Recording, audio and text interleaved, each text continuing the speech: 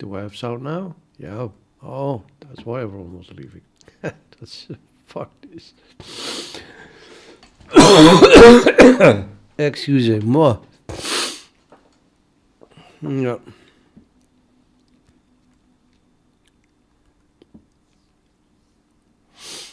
Okay, so why the hell are these lines not going through Q?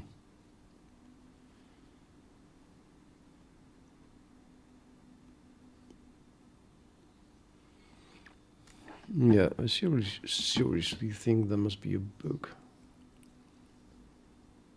Must be a bug somehow. Okay, no.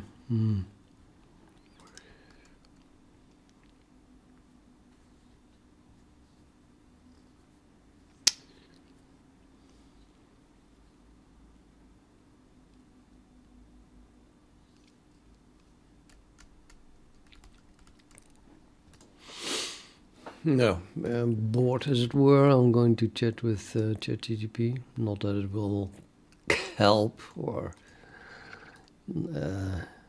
be anything else than a waste of time, but maybe kind of serves as a rubber duck, maybe.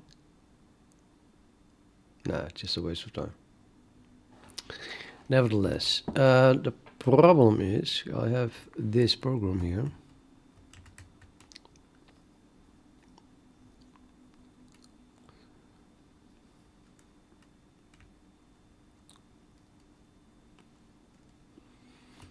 Okay, I can't stand seeing that, so let's make a little window.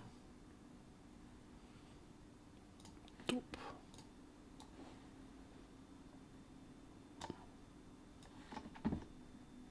Top.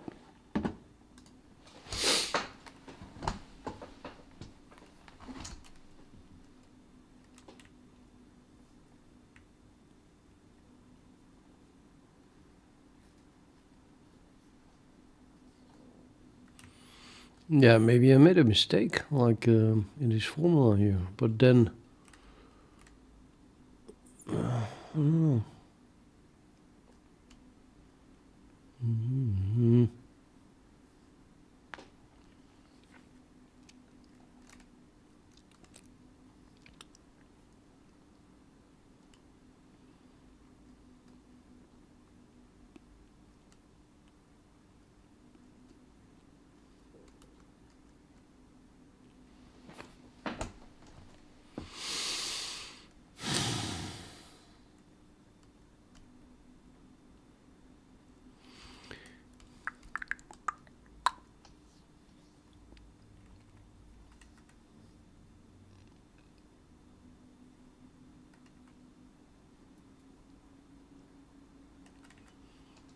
Yeah, no matter how I calculate the Bezier curve, actually that does work. So we just have a Bezier curve, which means that J, A0, V0, etc. are just correct, of course. Almost per definition, unless my Bezier curve itself has errors there. But it seems very, very, very unlikely because this is like the raw matrix. At least the way I define it here. PV0, A0, J, and then the last two are divided by 2 and 6 respectively. And the reason that makes sense is that then if you calculate the derivative, you get V0 at t is 0. That's the reason. And if you take a derivative of that, you get A0 at t is 0. And if you take the derivative of that, you get J. For any value of t, including t is 0, but yeah, that's why it's not J0, because it's the same for every value. So yeah.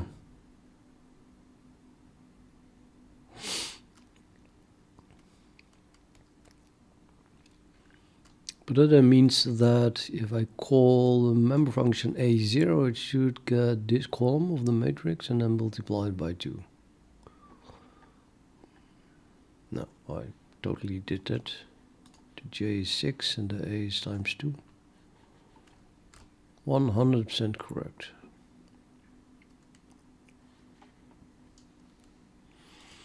And this is also by the definition m0 plus t times the coefficient 1 and t squared times 2 and t to the power 3 times that. So, yeah. The velocity is thus v0 plus t times a plus a half times t squared j. Yeah. And this we also saw before. I don't think this class is wrong, which is correct.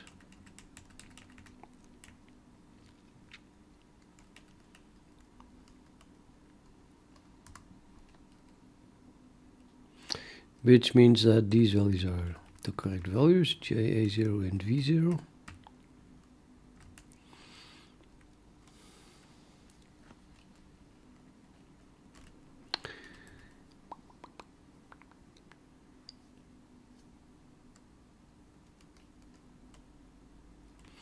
Now, just in case, that's nonsense, but let's put B here.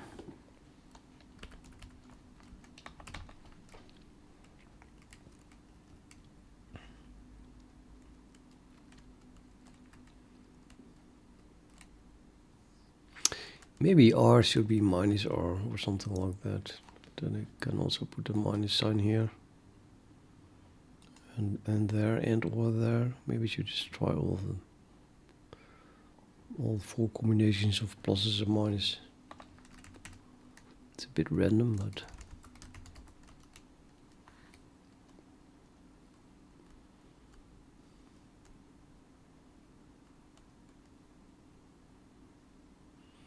compile. So slow.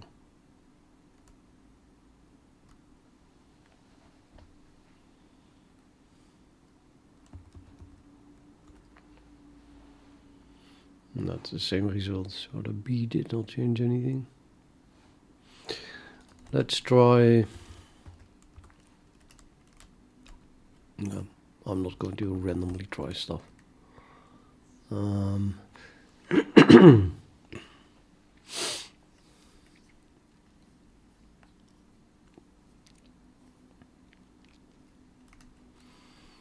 I just got to verify this polynomial again. So what was this? This should be the solution for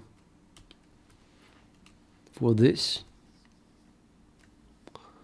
So we have a q minus what? Minus p. Minus p. There's a p. There's a p0 here. Oh, R is wrong. But wait a minute. No, there's a p0 here. Huh?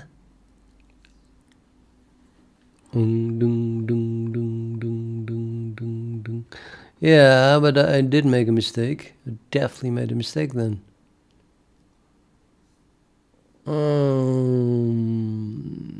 Yeah, okay. I think I know where the problem is.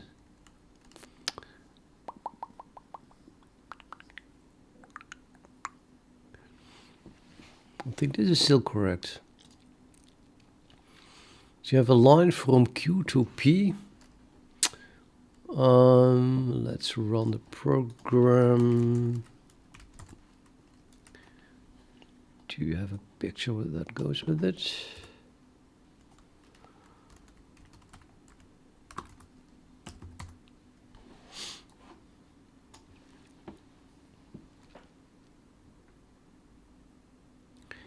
So for any point on the curve, that point is called P, and then I'm looking for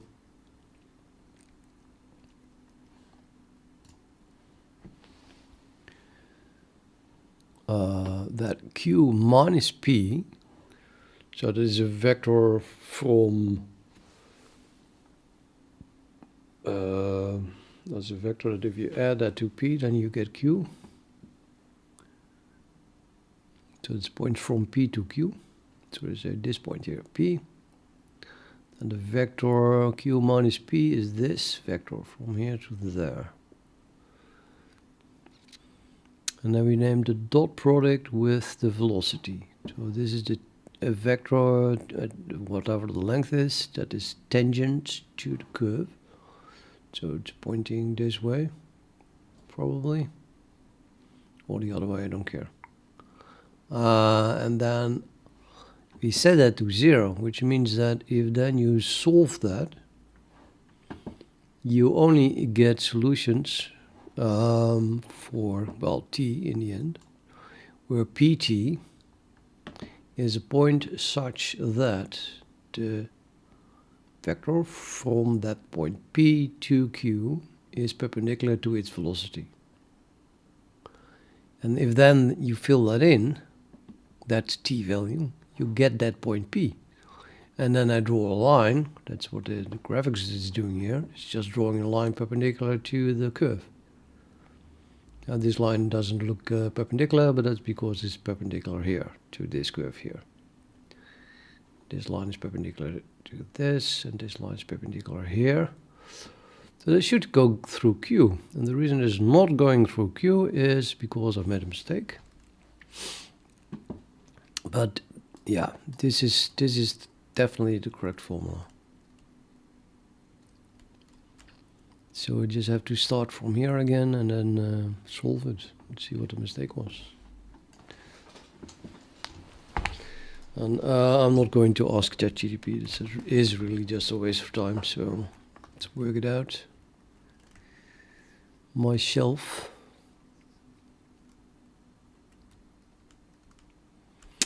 This formula is apparently not it.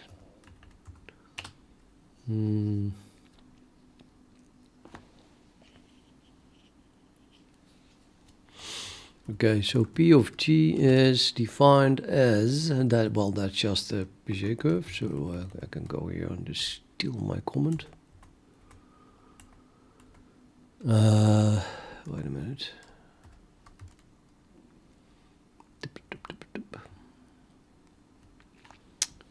So we just use this.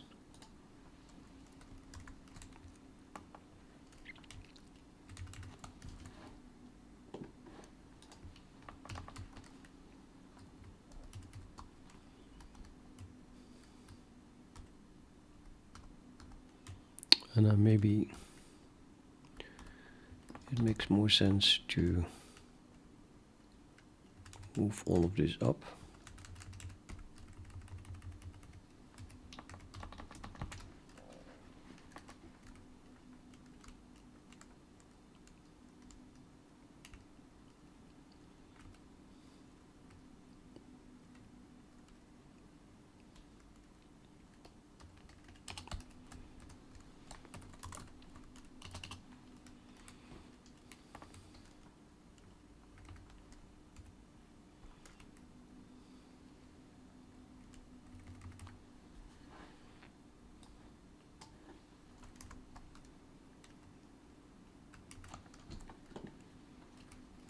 Kind of trivial, of course, just a derivative of that.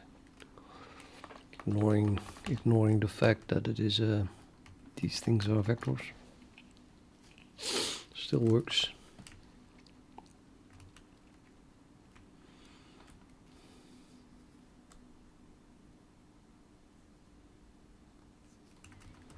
What is better? What looks better?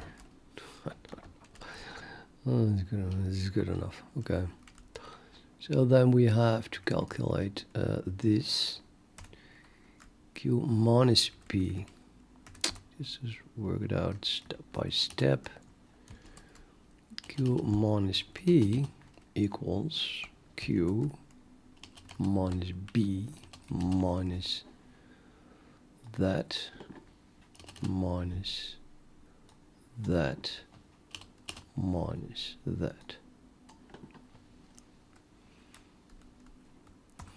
And then we get the dot product between this and that.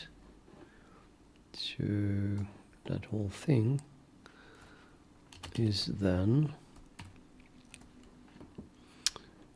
dot product between, yeah, well, this and this. Not gonna copy that. To do it pairwise. I think that dot product voice is can turn it around. For some reason I want to swap them. Or should I not do that? I feel like swapping them. So this is well, I'm going to set it to 0 anyway. So that's nah, damn it.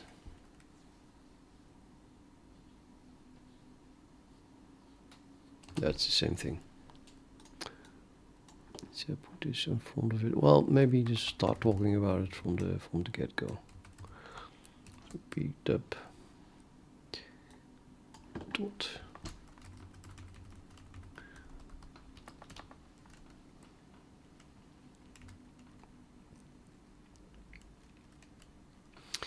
Yeah, and I'm talking about a line from Q to that point, and we just deduce that this is really the vector from P to Q. But I want to keep using that, or shall I just subtract Q? Okay, let's change that around as well.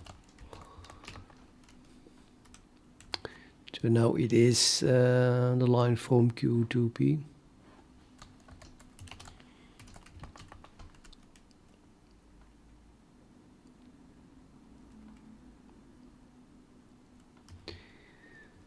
Then, well, this still holds, of course.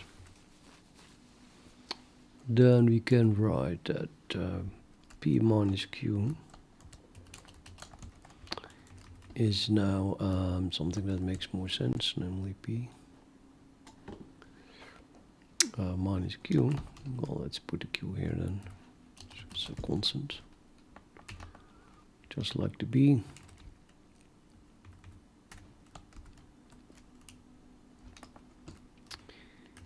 And then we can write this equals and I just take them term by term. So V0 dot first one of that one and the first one of this one, to multiply these two, plus V0 dot, where we have in total, I probably want to keep these two together though. Let's put parentheses around it, count it as a single thing.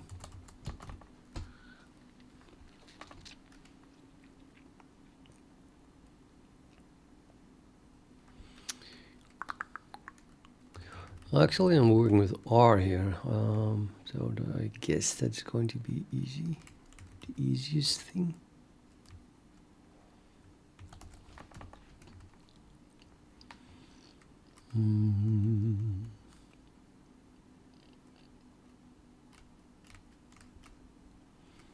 Yeah, let's call R now B minus Q.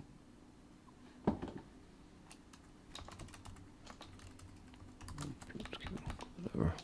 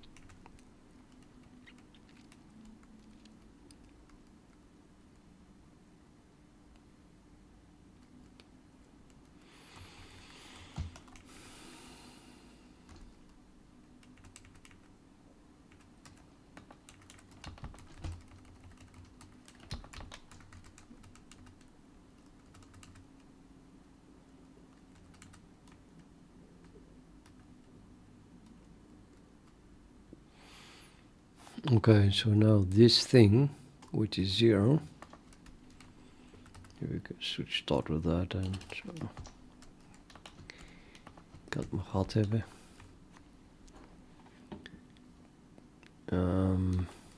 Is and then we get the V0 times this, and this is R.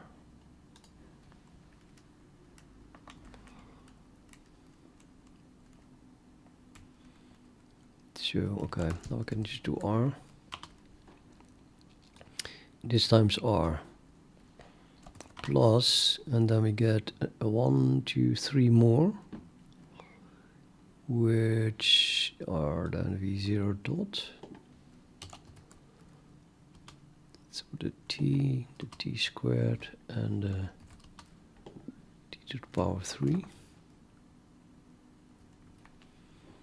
That is the V0, and we get again V0 here, t, and here A0, t squared, there's a half in front of it, and here we get then 1/6, right? Times j times t to the power 3.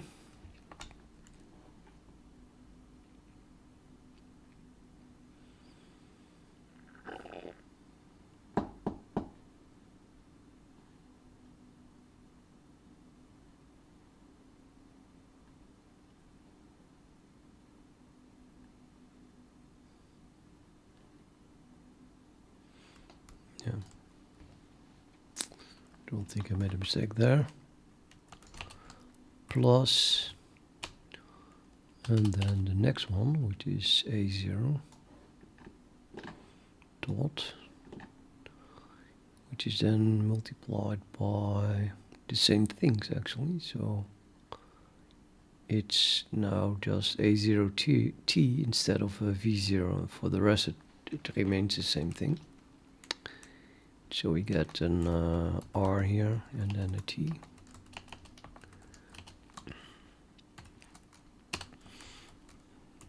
Zero dot V0 and an extra t.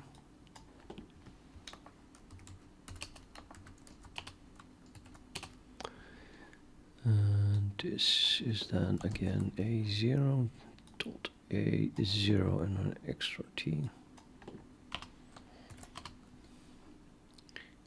1/6 A0 t and an extra t plus. Now, did I do that right? So now instead of multiplying with V0, we are multiplying with A0 t. So the t gets increased. Yep. And the V0 is replaced by A0. V0, A0, V0, A0. Yep. The next is then, and the next and the last is where the t exponent is increased with 2, and we replace the A0 now with, well, with 1 again, and we replace the A0 with j divided by 2. So let's keep writing the half in front of it.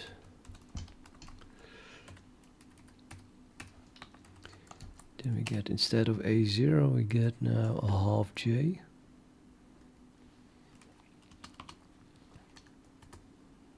Let's put the j here. And then dot RT, and again one more.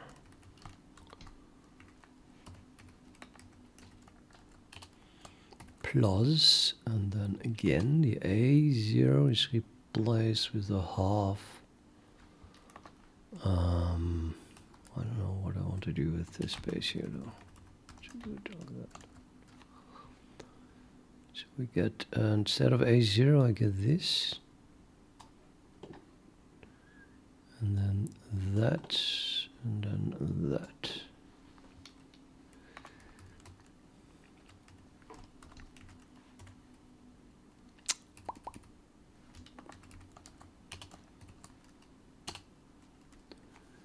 This is replaced, so half j, and this is one more. And here we get 1/4. Yeah, j dot t to the power 4.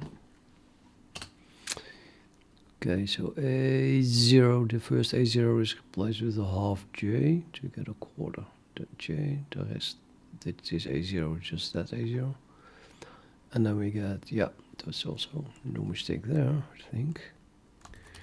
The last one is then 1 divided by 12 j dot j t to the power 4.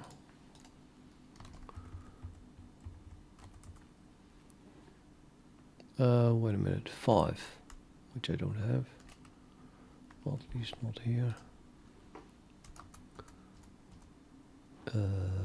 It's like already still rather there. 5. So yep, okay, that looks good.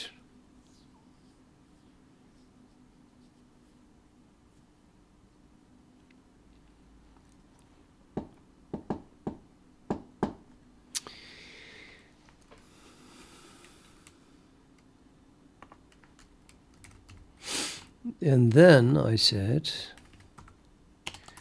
note that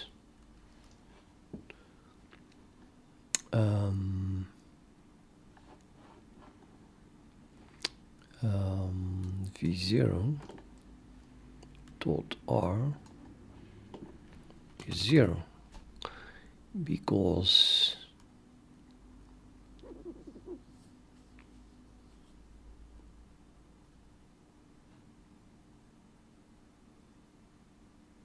and that's not true. This is where I made a mistake. Because R is...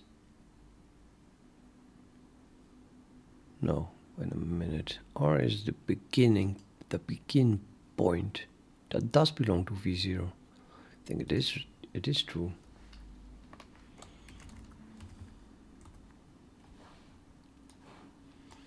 P0 is B.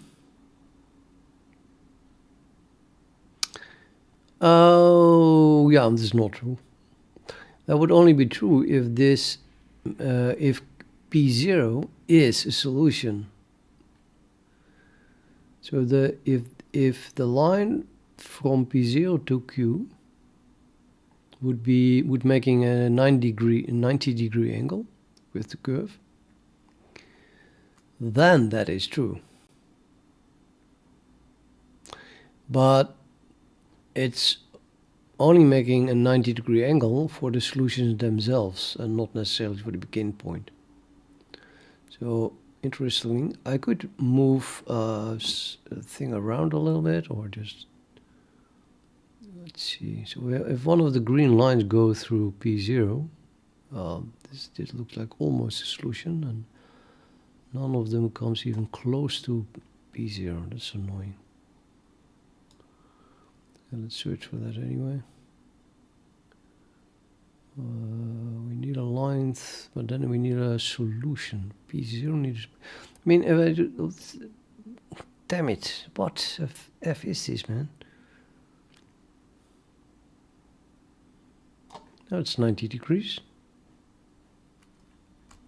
There's not a solution inside here, not even close. I'm flabbergasted, basically. No idea what's going on. 90 degrees here. Maybe a little bit more like that.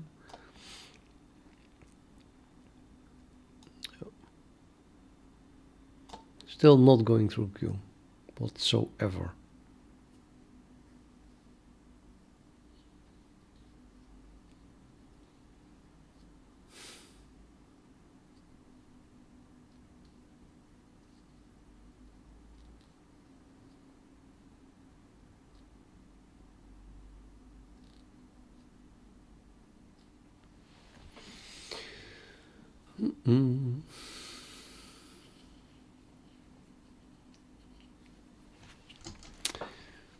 Maar ja.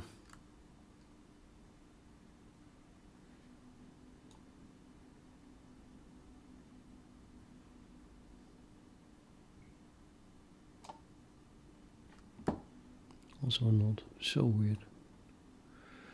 Well, it is possible to find a point where they all go through Q.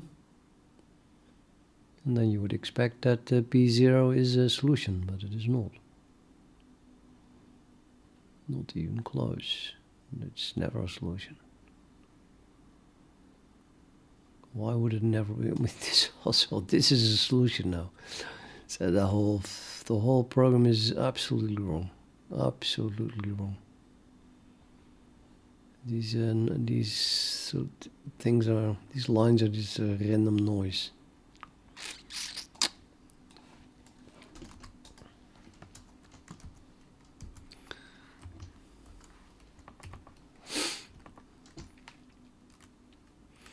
Yeah, I can't honestly say that this is true. Nevertheless, maybe I can still remove a bug and then get at least that part to work. Or if this is true, that actually P0 is a solution. So this is not true, but suppose.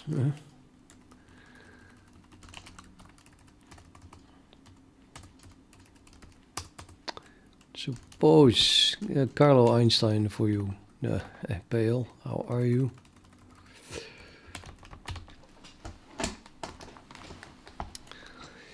Suppose that the zero dot. No, yeah, my German accent is really bad. 0. So yeah, then we can remove this and divide the whole thing by t. So what do we get then? Then we get hopefully something different than I had.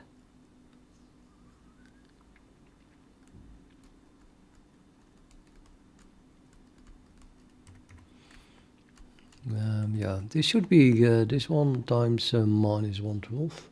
Minus 12, I mean. So maybe I should begin with multiplying that.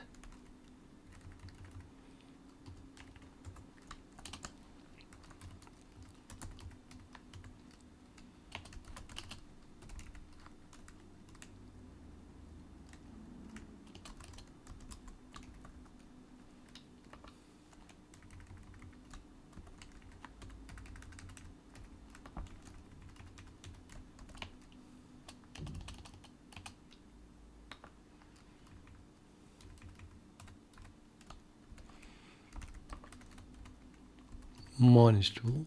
Well, I can put that one here. And this times minus 12 minus 12. And this times minus 12. And this times minus 12 becomes minus 2.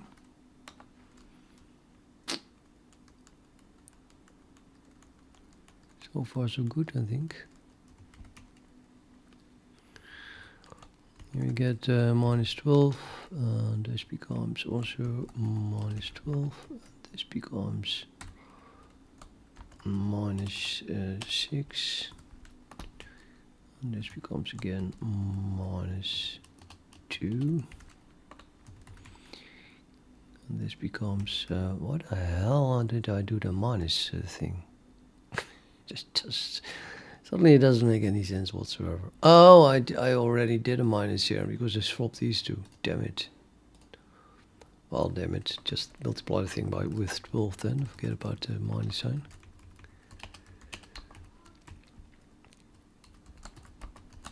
Plus, everything is just plus. It was a plus, it stays a plus. So it's not that difficult. Not that different, I mean. Yeah, it was here. Yeah, so this becomes 6. And this becomes 6. And this becomes 3. And this becomes 1.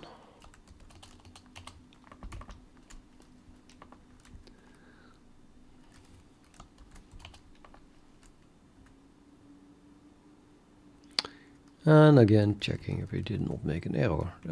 I think I just copied it. So yeah, 12. 12.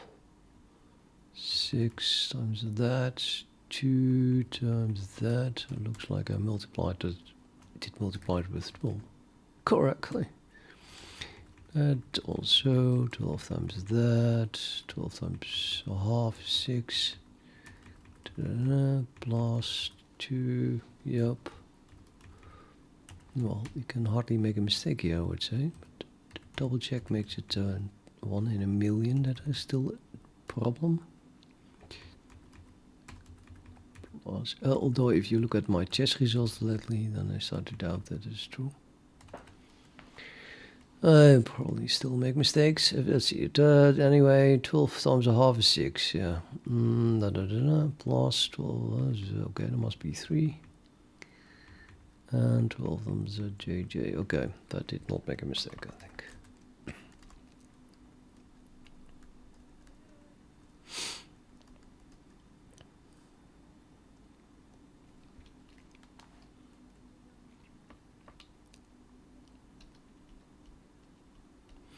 So if this is true, then we can do J, well, J squared, I'm going to write it as J squared, times T to the power 5. Okay, let's keep it the way it is for now. So starting at this end and then collecting the highest power, that would be the only one. Let's keep the 0 up front.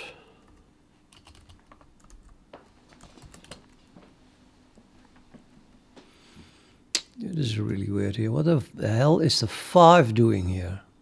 There is definitely no 5 here. Am I going to get... Oh, we are going to get a 5 there. Wow.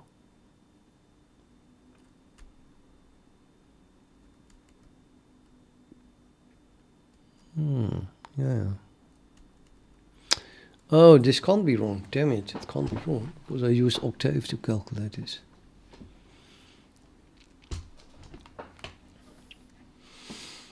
You just have to be 100% sure that you can that this is an abelian operator, the dot product. Of course it is, because you just multiply all the coordinates. You swap the coordinates and you multiply a times b instead of b times a, or the other way around.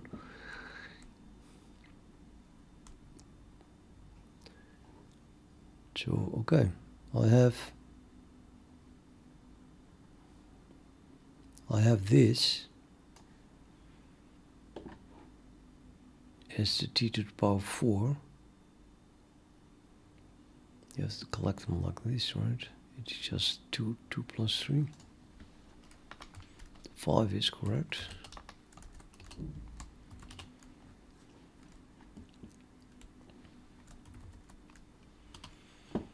And then the t to the power 3 is made up from that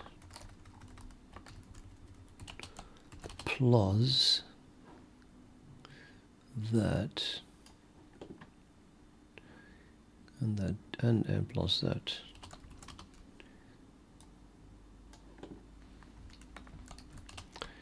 Plus, we got t to the power 2, which is then made up of 6jr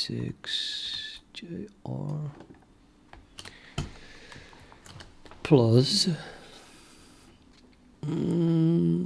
d squared, that would be this, plus d squared plus something times t.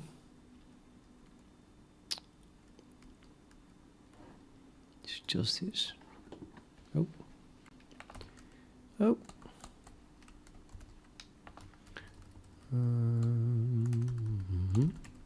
T. I have another T here.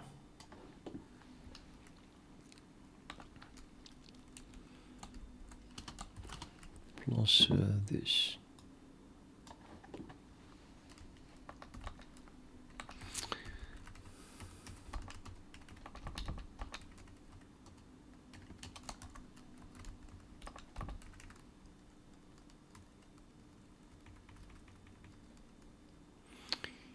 JV0, it's the same as, let's put a J up front, so JV0 and here also, so that becomes 8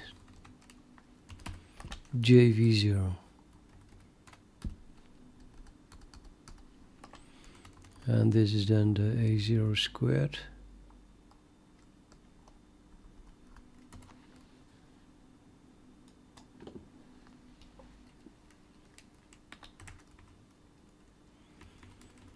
And here we have JR and an A0 V0, so plus 6, it becomes 18. And here we have V0 squared again.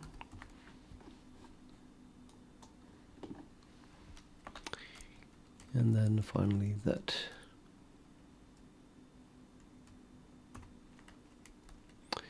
And then I say, suppose that is 0, then divide by t to get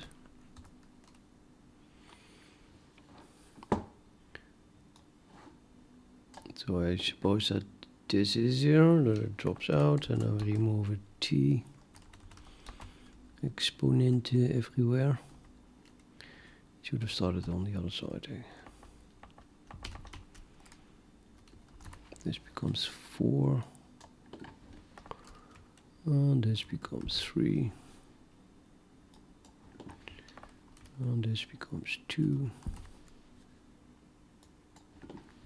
and this becomes 1, and this becomes a constant.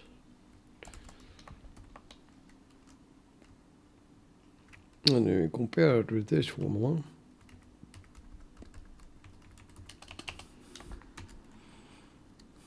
Well, that would be the same thing. 6a squared, yep, plus 8jv0 t squared plus 18a0v0 minus. Ta-da! Oh, wait a minute. That's because the R here is negative now. Damn it! I thought I found a difference.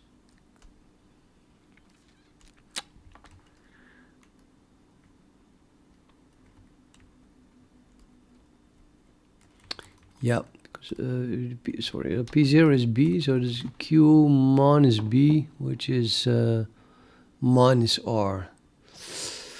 Unfortunately. And here we have an R, so this changes into a plus. Exactly the same thing.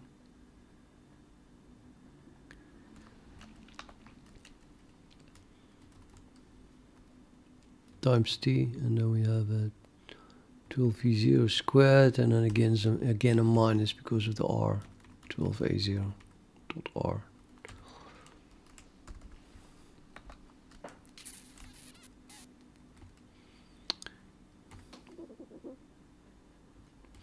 So in that case, I can do 12 times.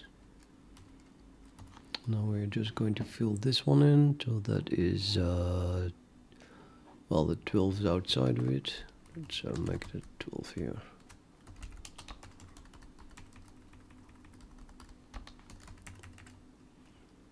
And then write it in this way.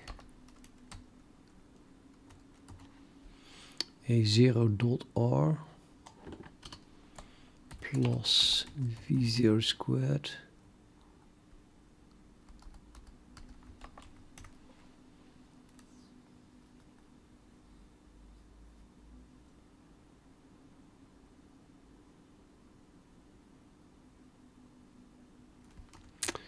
yeah. Okay, do this also left, right. This is j squared. And then the next one, coefficient of t to the power 3 is 5 times j dot a0.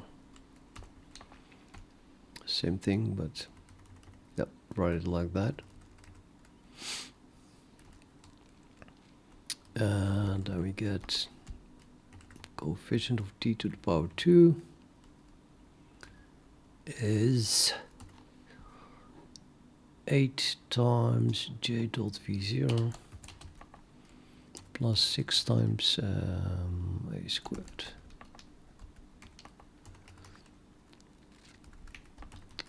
And then the coefficient of t is 6 times, let's remove the 6 here.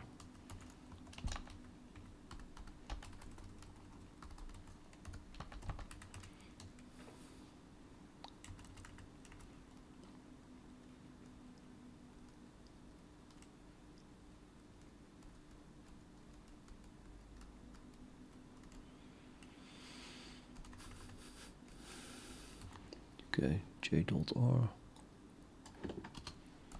plus 3 times a dot v0.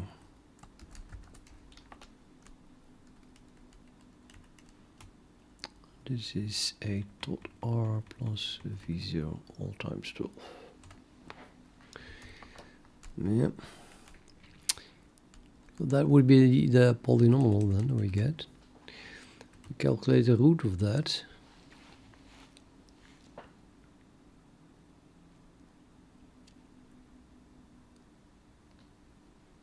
Yeah, then you get all the solutions for which the thing holds. Now t is real, so then I'm going to, for all those roots, we get just the real part. But okay, if it wasn't a real solution anyway, then we draw it, but we draw it in red, and otherwise we draw it in green.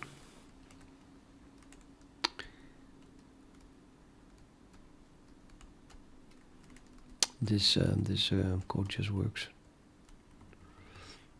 So this must be my t, right? It's the real part of the root, assuming the root is real. Totally. You can fill t in to get b again.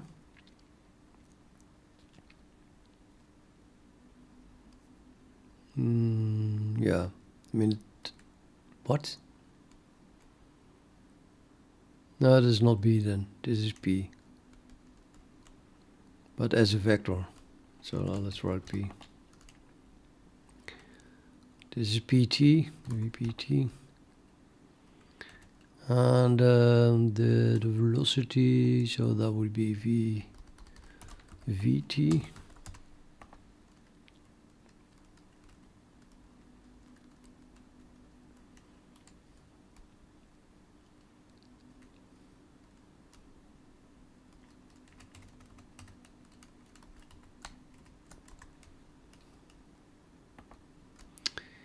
Yeah, pt was a point to begin with, so make this a point.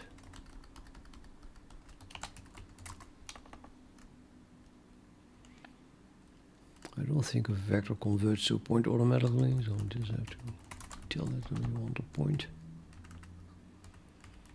And then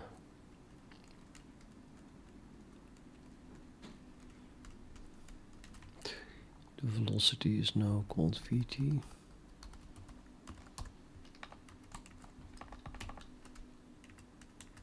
I don't think anything changed though.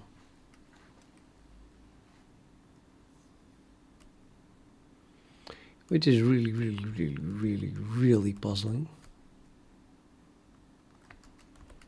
Something changed. Vector and point.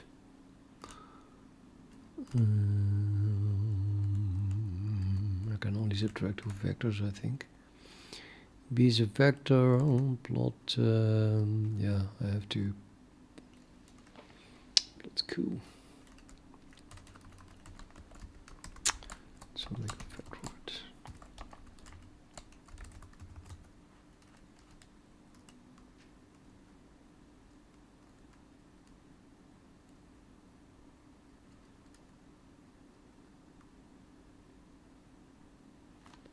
Can also subtract 2 points actually.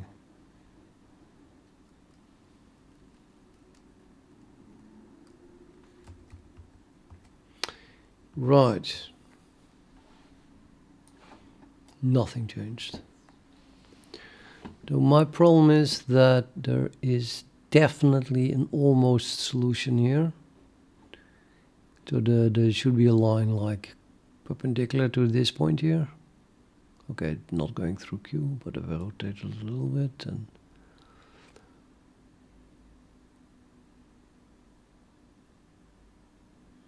this is so weird. There's the one thing.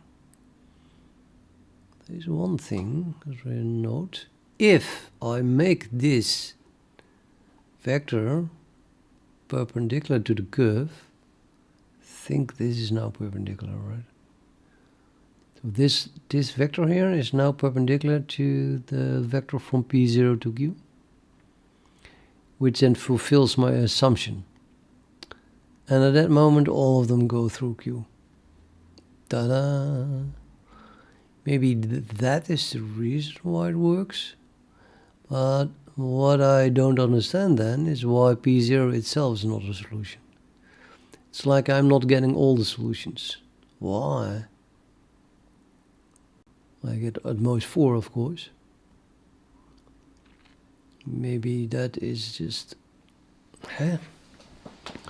Clearly this is a 90-degree angle, so that is definitely one of them, and here's one of them, and there's one of them. And this is probably then the one that belongs to this one, and then there's this is the 5th. Oh, of course. Oh, I'm so stupid. Yeah, you don't get that one because it's divided by t. So you have to rotate this point so that this is perpendicular. And then we divide the polynomial by, by t, so you don't see that solution. But the 5th degree polynomial has P0 as a solution as well. Just not being drawn. Finally I get it. Okay, now we know what was wrong then. So, yeah, that's it. Cool.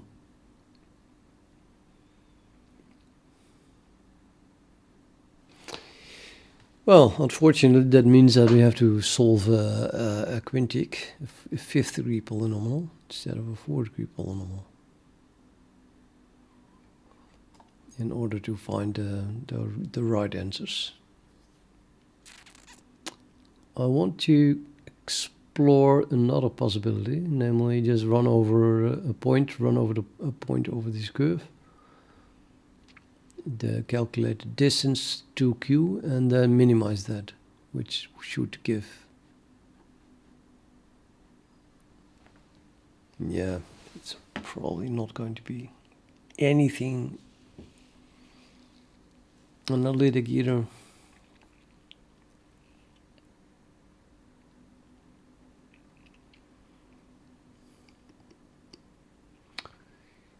It's a 3rd degree polynomial for the x and y coordinate, and then we have to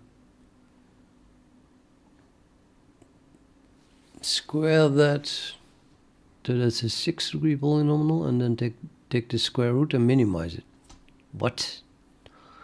Well, maybe that means that the square root, if the square root is minimized, then the square of that is minimized. So we don't have to take the square root, of course. We just minimize the square of the distance. So the distance is then a 6th degree polynomial, and then minimizing that means taking the derivative, you get a 5th degree polynomial. And you have to set that to 0, so it's not different. It's the same thing. Either way, you just have to find the roots of the 5th degree polynomial.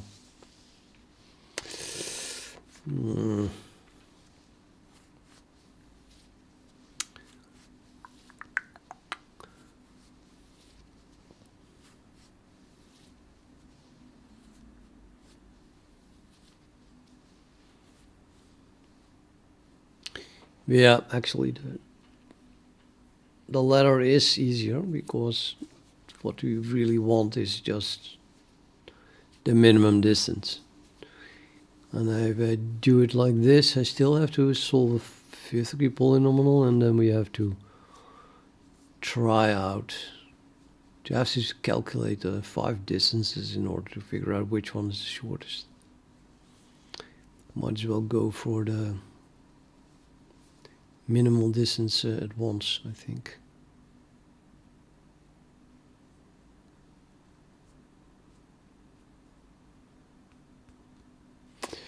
Okay, so, but I already have this code, so I might as well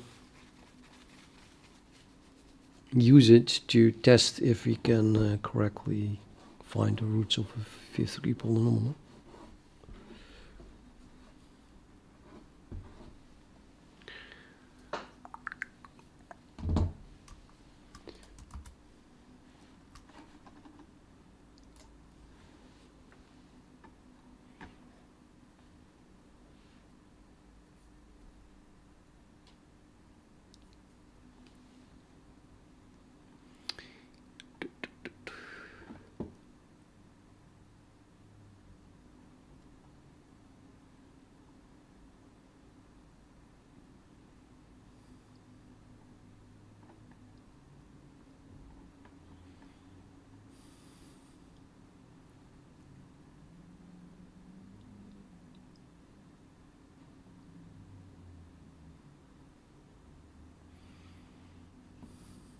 Unsupported.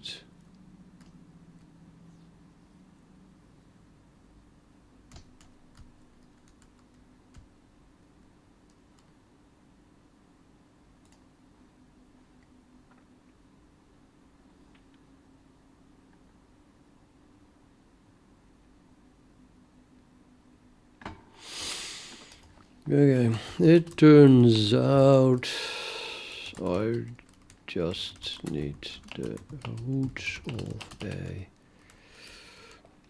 fifth degree polynomial.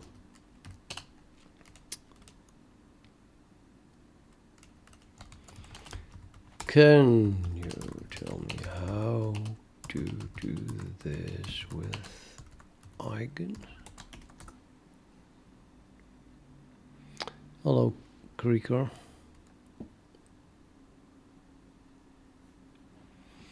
Now it uses the companion thing suddenly again.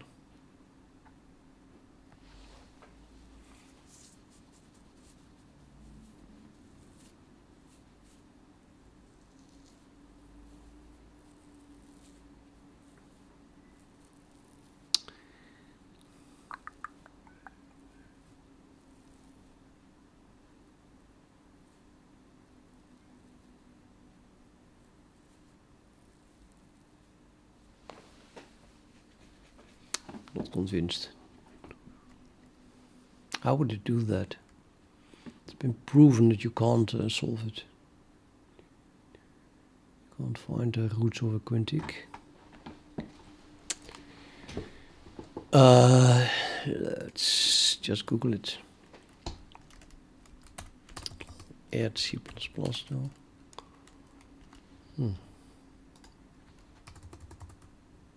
Polynomial fourth fifth degree.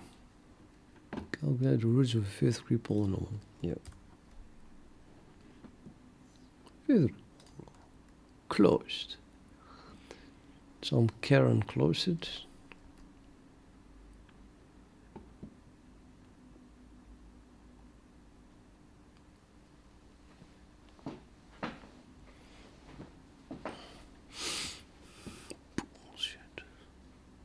Quintic improvisation, blah blah blah.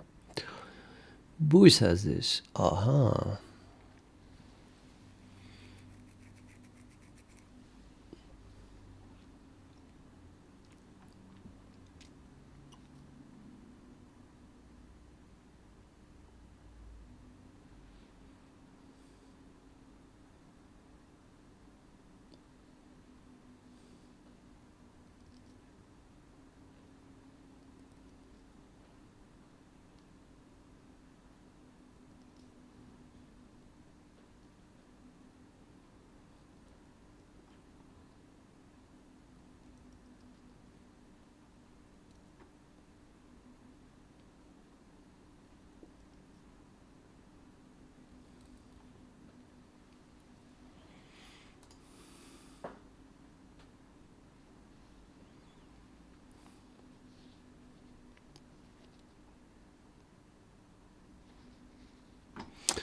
Yeah, okay, whatever.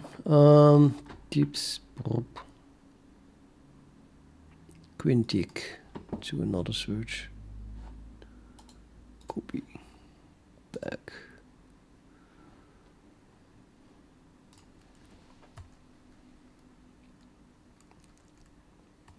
Zebra solve Quintic with eigen.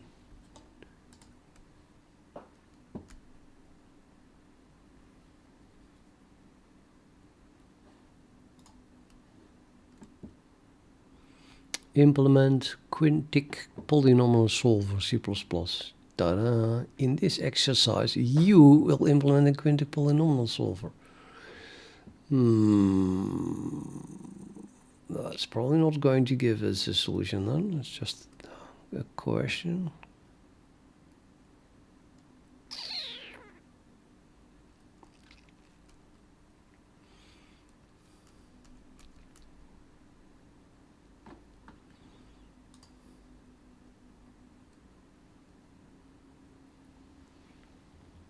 I clicked on it. I really did. Like a long time ago. I'm going to... Shall I click on it again? Okay, I clicked on it again. Just damn it, man. I hope I'm not causing World War III here. Okay. I think I'm going to give up on it. Maybe it's cached. Hong Kong University. Oh, people have to manually look at it. Are we going to have Carlo look at this or not? What is Carlo's political background? I'm just kidding. I don't see the word cache here. Well, why pop up in Google if it doesn't even work? Well, one last resort. Open in new tab.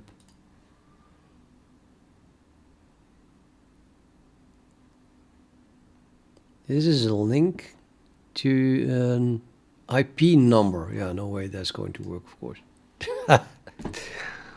Nah. Hong Kong University. And then connect to an IP number? I don't think so. It's very suspicious.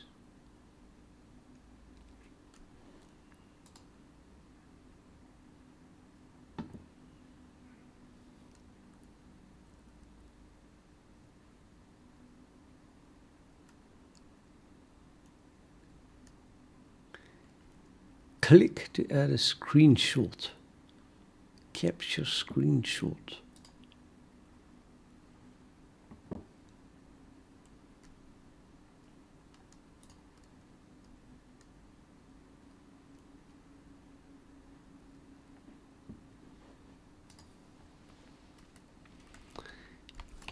Link to a university.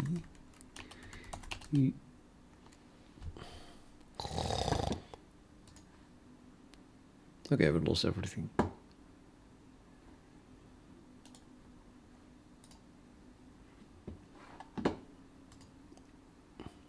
Wow. I want my life back. Is there a function with a soul spoon or trajectory generation? It's not even close. Shortest path, shortest program to solve a quartic. Which part of Quintic did you not get? Numerical forms for Codim. Nobody knows what that is. Color theory. How to write C plot solve polynomial.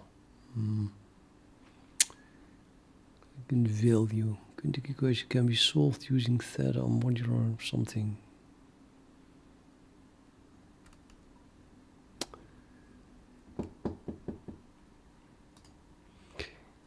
Big boom, yeah, sorry, you cannot paste links, otherwise I would have asked you to help me, but maybe some keywords or the name of the other search engine.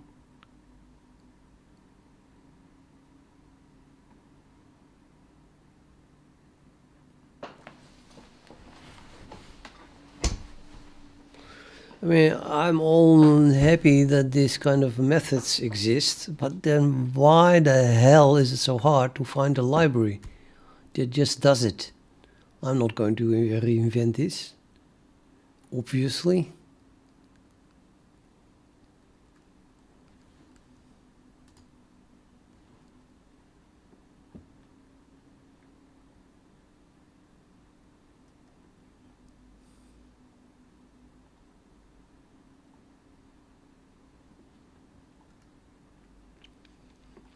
I think Boost is the best hint that we got so far. Although it said that it was very hard to understand.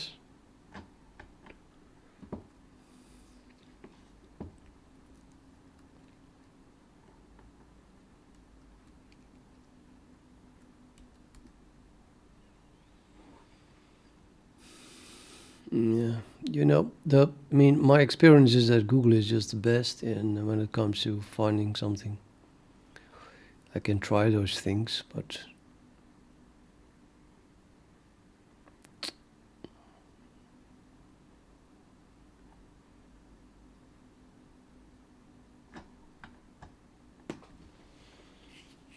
can also ask ChatGPT for maybe C++ libraries. Can hardly believe that it does not exist or would not exist. Let's start a new chat here.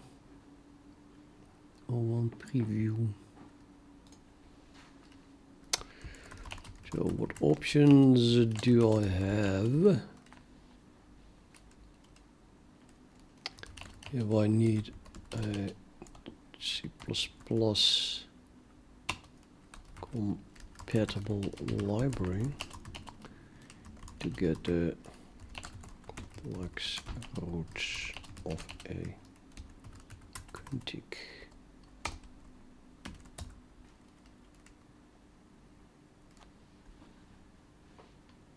No, it's not thinking. Can't think. Making up library names. Eigen, so Eigen can do it. It's again using the eigenvalue trick.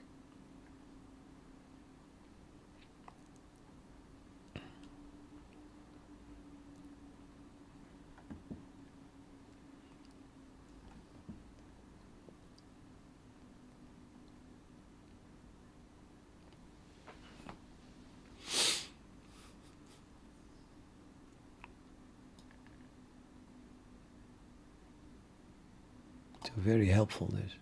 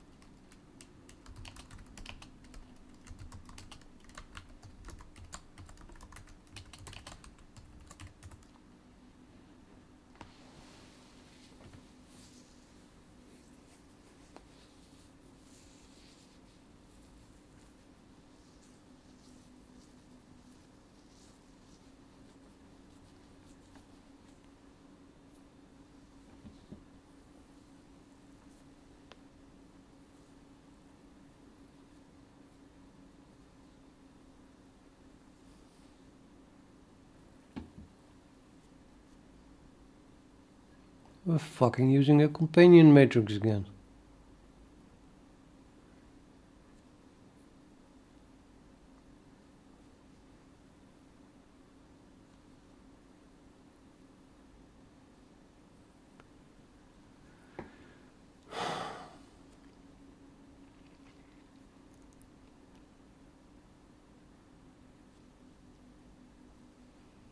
just if it all at all works, it just implemented something using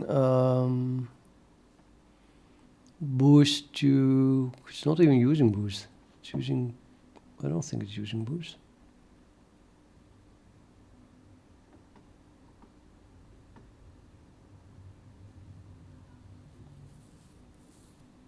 No.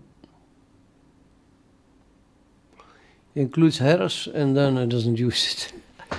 Well, I know using namespace math tools, okay. Complex literals, but.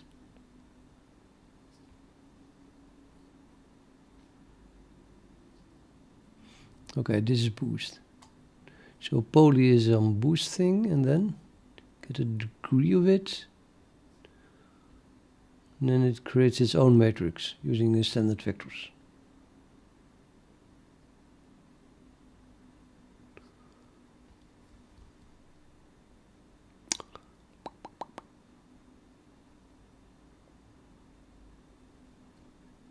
Yeah, just bullshit. The usual bullshit. So I'll ask it to do this using boost, and then it uses boost to store the polynomial, and the rest is just some algorithm that it pulled out of its head, which is definitely not as sophisticated as the actual math library of Boost.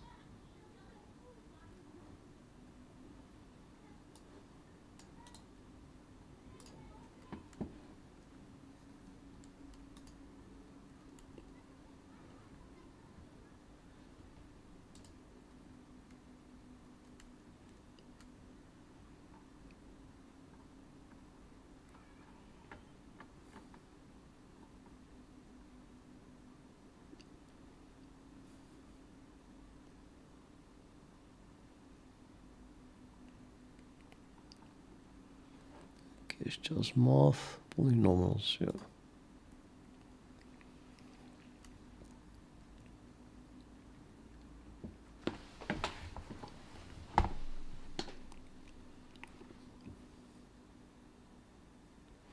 Root finding. If it's not that, then can it be something else? Polynomials and rational functions. Quantitative filters, complex number of functions, quaternions, octinons, integer utilities. Nope, it's definitely going to be this one. Root finding without derivatives. Bisecting, brackets, solve root algorithms. Root finding with derivatives. Newton, Raphson, Haley, and Schroeder. Roots of a cubic, roots of a quartic. Example of root finding without derivatives. The effect of a poor initial guess.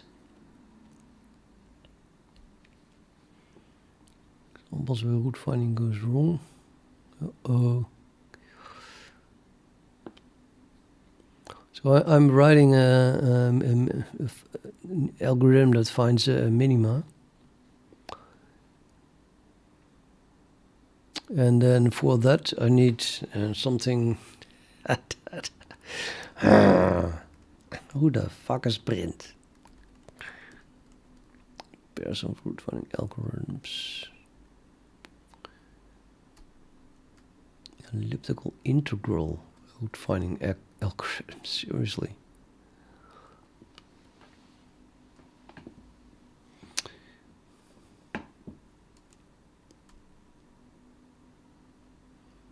Okay, let's just examples.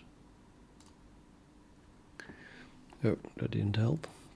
Finding the cubed root with and without. No, not the cubed root. Computing the fifth root. I'm so going to click on that. Oh, wait a minute. That's not very impressive. Why so simplistic here?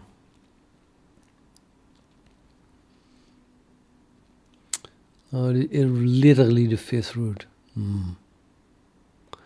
But okay, Let's suppose we want to find the fifth root of number a. The equation we want to solve is, well, not really. It wants to solve setting this to 0. View differentiation is a little rusty. No, not really.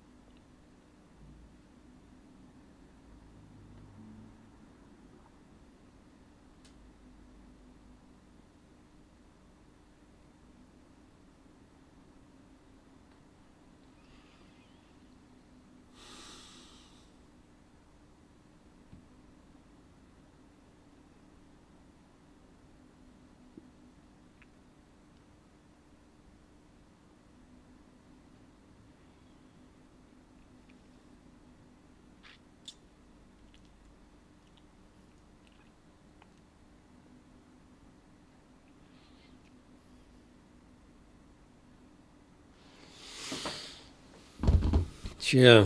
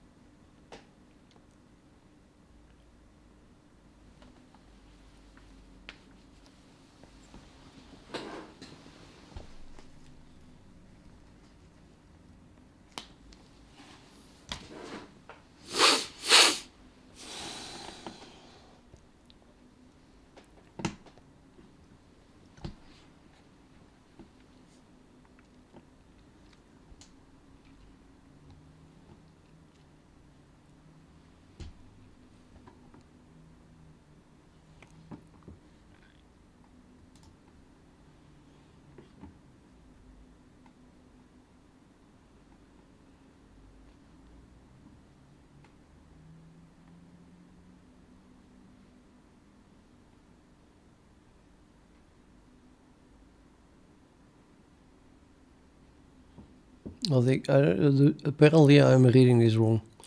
I thought the root, if you set some polynomial equal to 0, then you want to find the roots. But this is about like the cube root and stuff. It's not the solutions of a polynomial. So it's not, root finding is not what I want.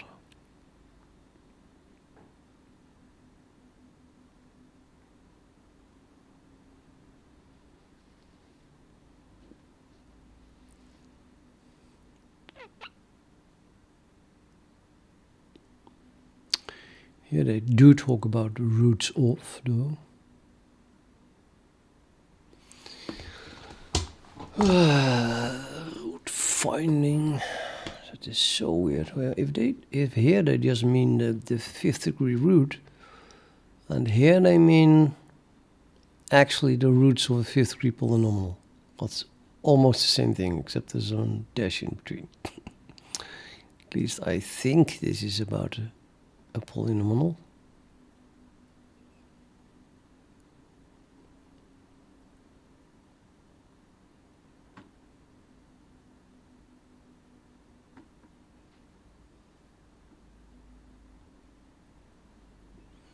Yeah, this will solve the root of some function f of x.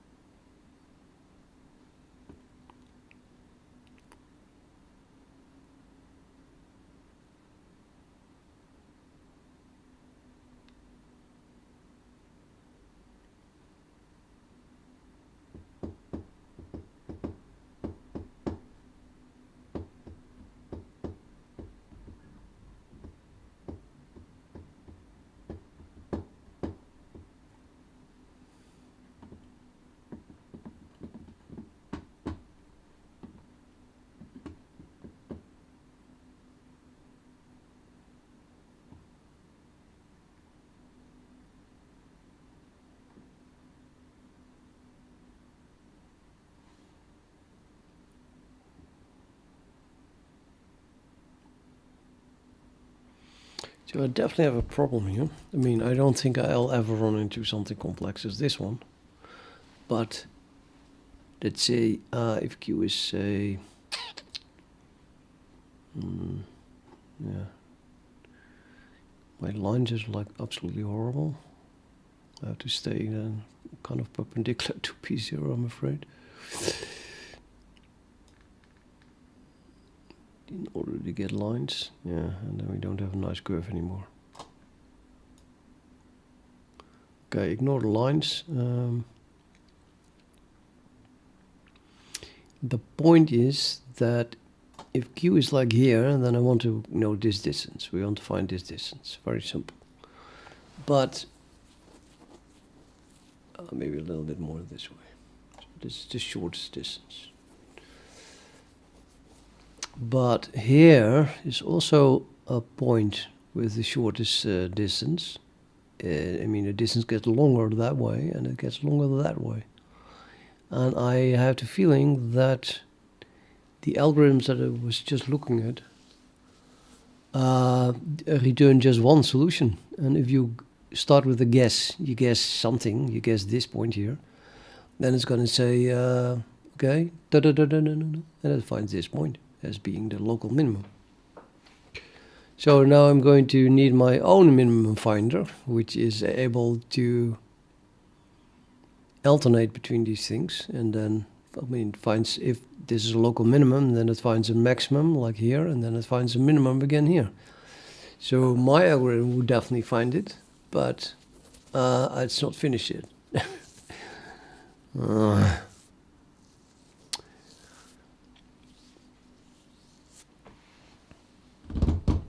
So maybe the eigenvalue trick is better, because that will return all solutions and not just one minimum.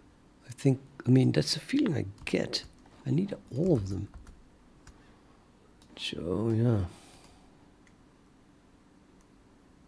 I mean, bisect is just, you know, narrowing a bracket. It's just finding one solution.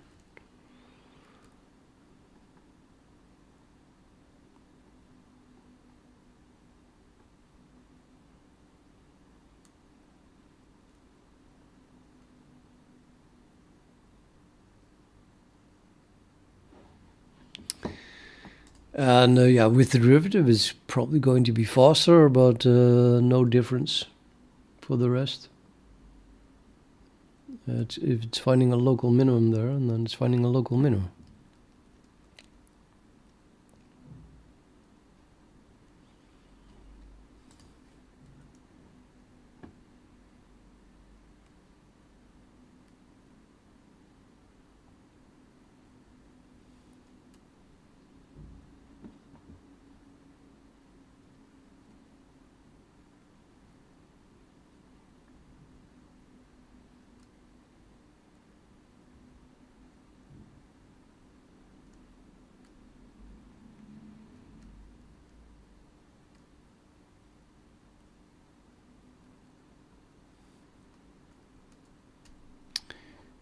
This thing does not have.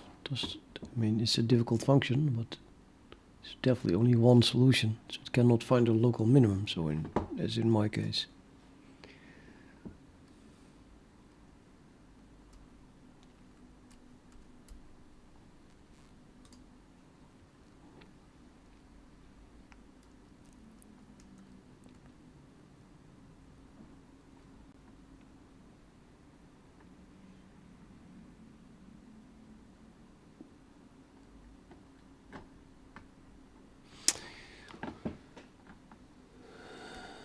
Okay, I'm going to do a completely auto search. Companion matrix. Yeah. What is a companion matrix?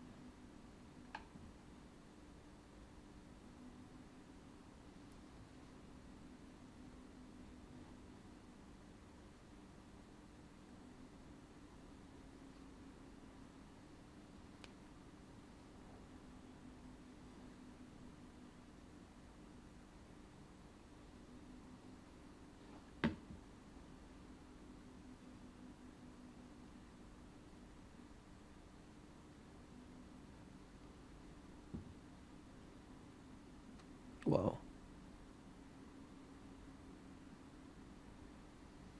Try to blow this up.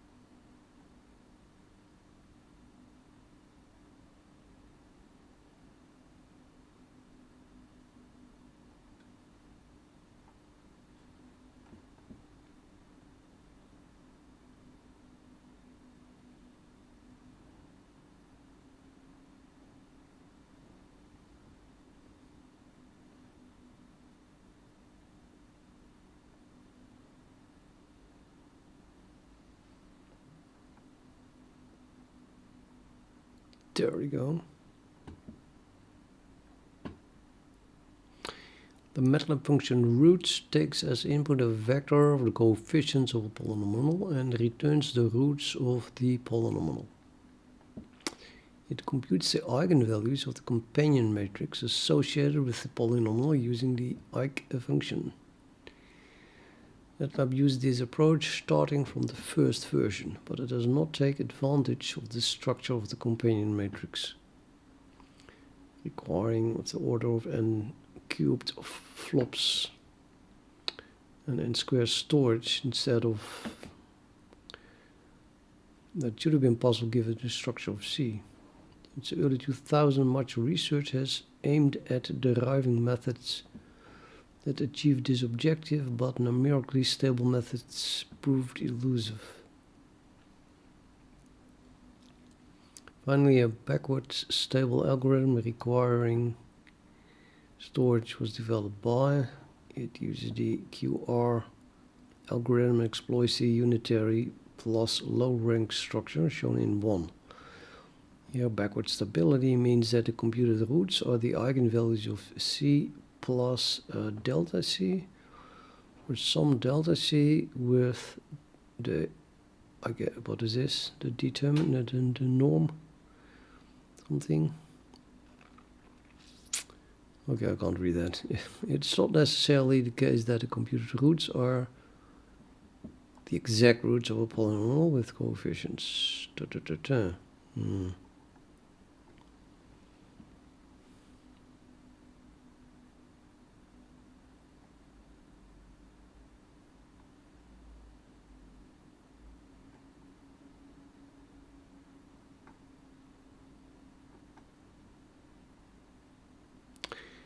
don't know.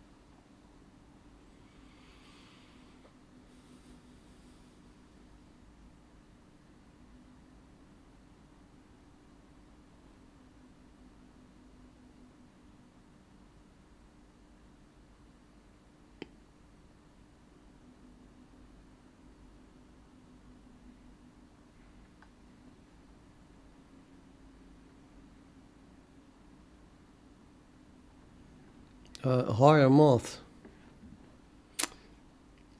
I did study fields and I even knew what Frobenius was at some point, but it has been fading away, I'm afraid.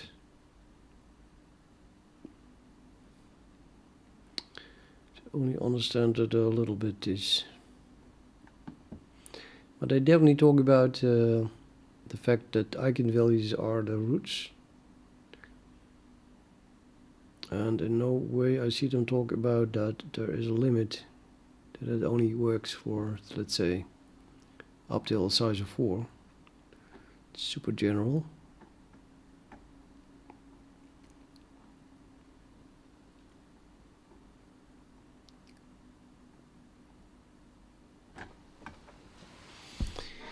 I don't know. In order to save time, I think I'm just going to add a quintic thing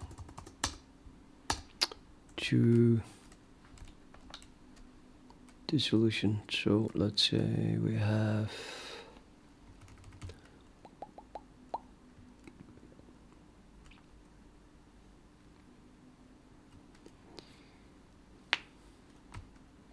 so this is not true. So we'll just get that, and now we have to solve that, which means that we'll have a polynomial of degree 5. Degree 5 with 6 coefficients, and then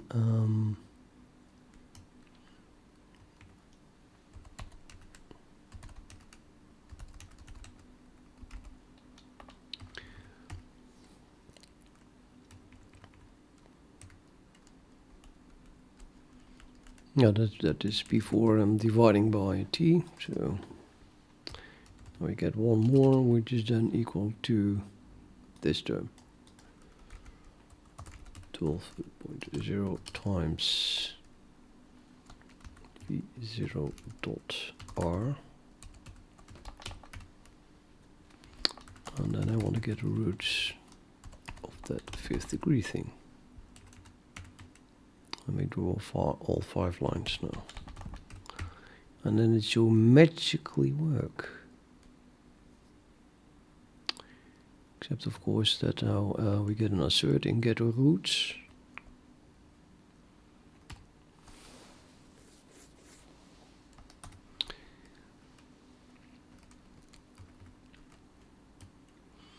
I'll just drop up till degree 5. Because I have to write a separate program for each of them. Well, not program, code.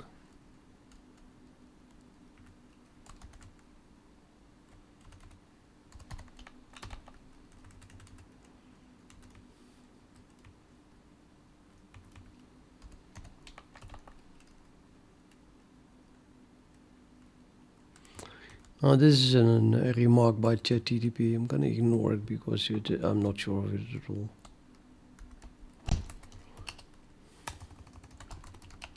This function only works up till degree 5.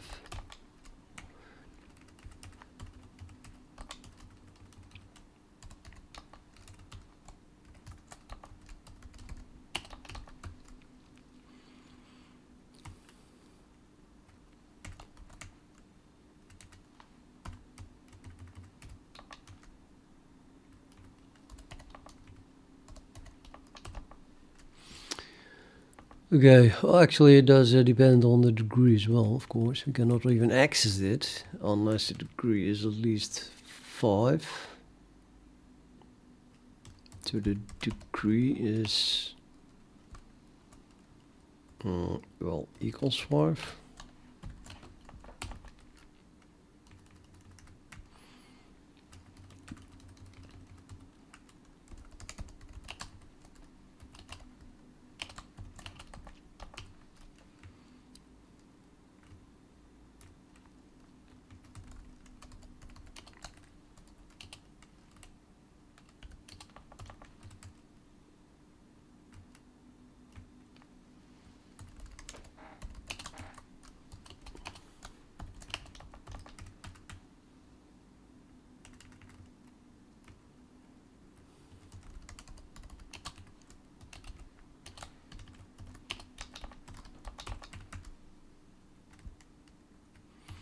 Yeah, and otherwise you just return 0, no matter what the degree was.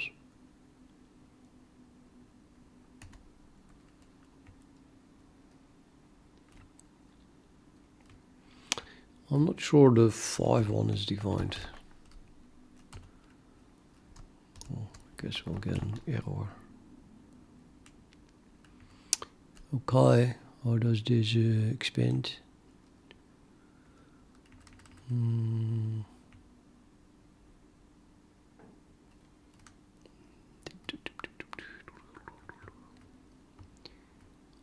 suppose this becomes 5, and then we need to add one more here. This becomes 5.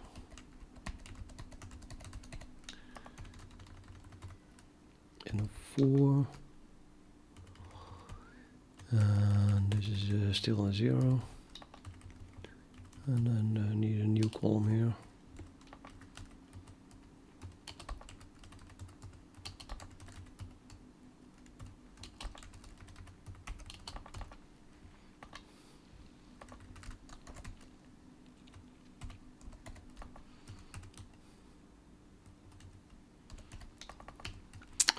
Pretty sure this is not going to work.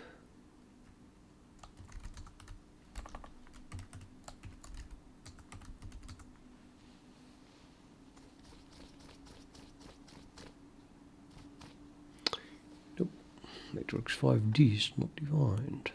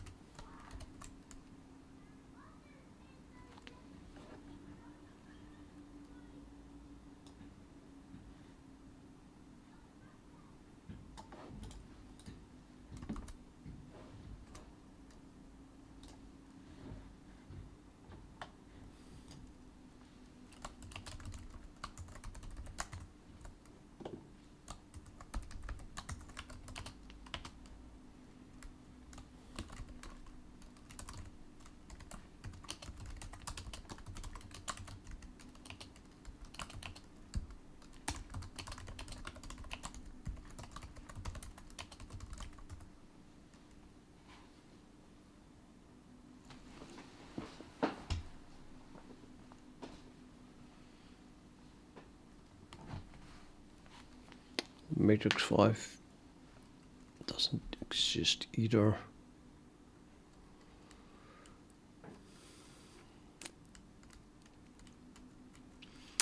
Yeah, I just have to use an N or something type.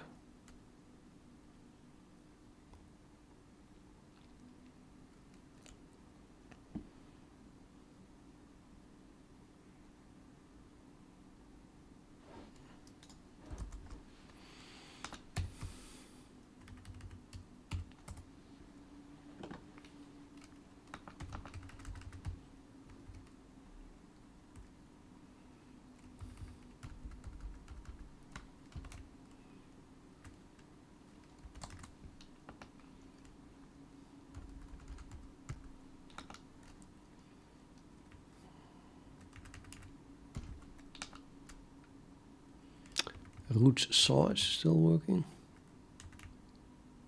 Just the type changed.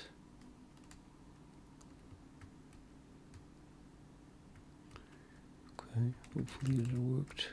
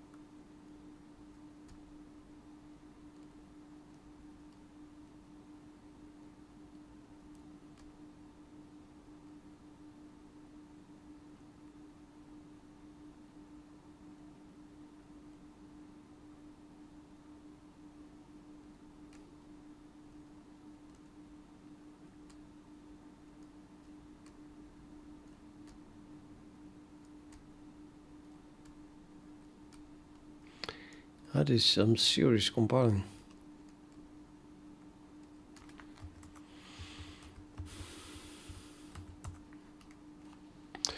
And it works. How cool is that? Pretty fucking cool. Yeah, unbelievable. Brilliant.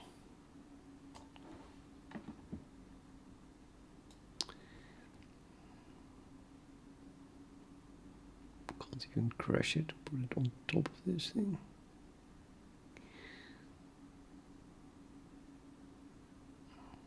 Interesting, that is a complex solution there. I did these two. There's two solutions here, these two. And they collide. See, they come closer and closer. And they collide, and then they become a single solution, I would say. Or complex, of course. Both are complex, but the thing is they stick. It's now a single red line. So that means that the real solution, the real part of the two roots is the same for these two. The imaginary part I'm ignoring when drawing these lines. So here you have, yeah, wow.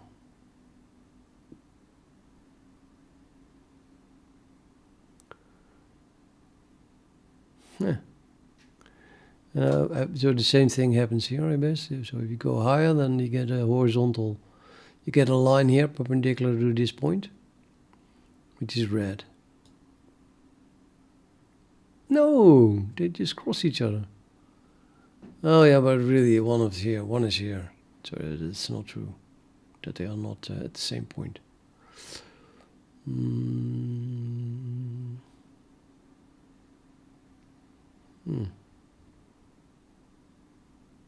Here's another one. Yeah, that's these two.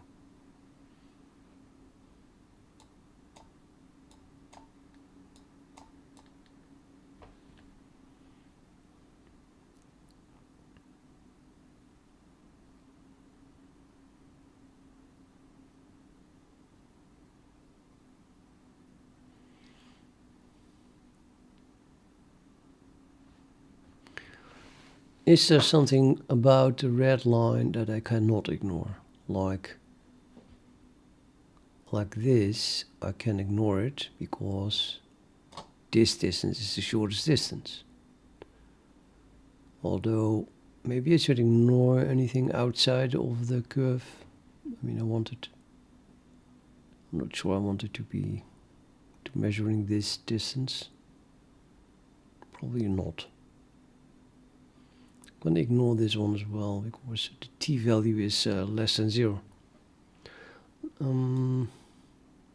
Okay, so if we put it here, then of course this is anyway the shortest distance.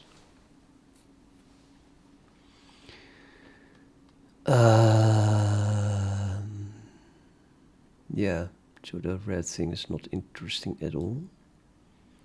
But originally the red thing is coming from these two distances, the distance to these 2 points. So if you do this, and now I move towards this point, and at some point they do become the shortest distance. Oh, there's another one. This one still exists. Okay, so, anyway, so, yeah, is that always the case? Oh, that's a third one, you see that? Or maybe I was mistaken, and this is not two of them, this is just one of them, and this is the other one. So we move it like this. No, I have 3, yeah, you have 3 lines. So 2 combine into complex solutions and the other one still exists. But the point where they collide, all 3 are the same solution. Like here.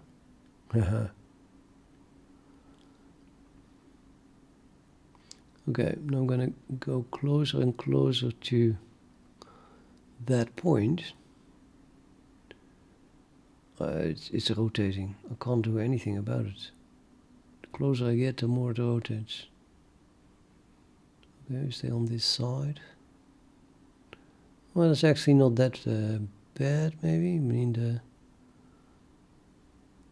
this one was first part of that, and now it's further away. I think this distance is now shorter than that distance. But yeah, in the meantime, we get the real solutions on this side as well. Well, actually, this one belongs to that. Maybe I should draw a line piece from here to there instead of from here to there all the way. Or in the given direction. How can I do that?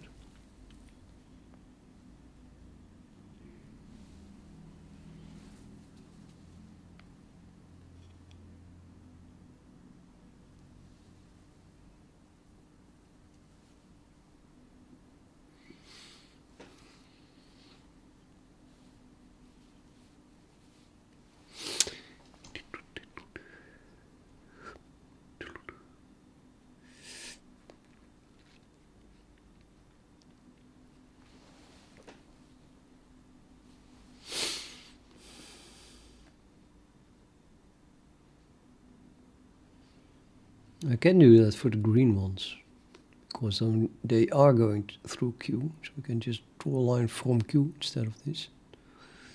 But I like it that what is being drawn is for sure making an angle of 90 degrees instead of going through Q.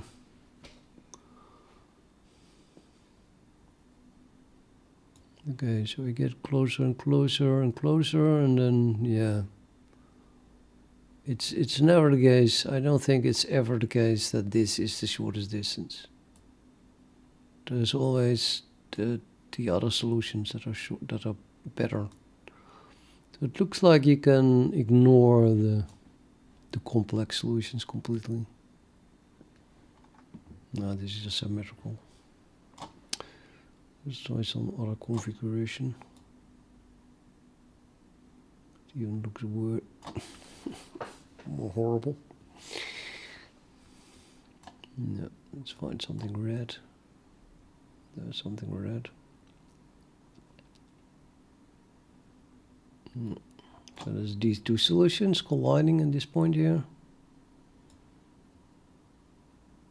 And then, yeah, of course, if I stay on this side of the red line, well, here it becomes green. Then there is always going to be a solution that is closer than the red point, this one, in this case. Because that one is not perpendicular to the curve, and this one is, by definition.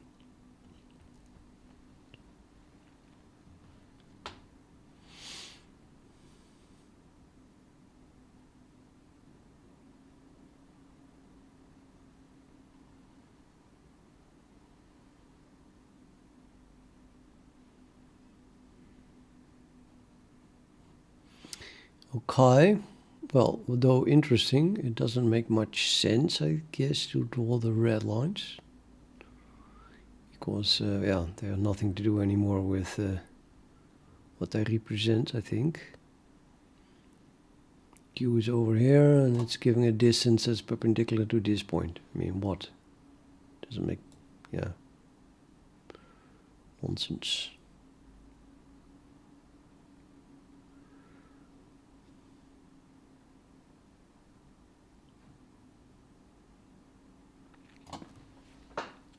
Or you keep them red, and I just draw from this point to Q. So then they become red as soon as they are no longer under 90-degree angle. Which is kind of cute, I think. Yeah, that it's not the shortest distance, I think, from here to there. If I move to this way, it's getting shorter. It's getting shorter and shorter and shorter and shorter until we find this point, which is the shortest distance.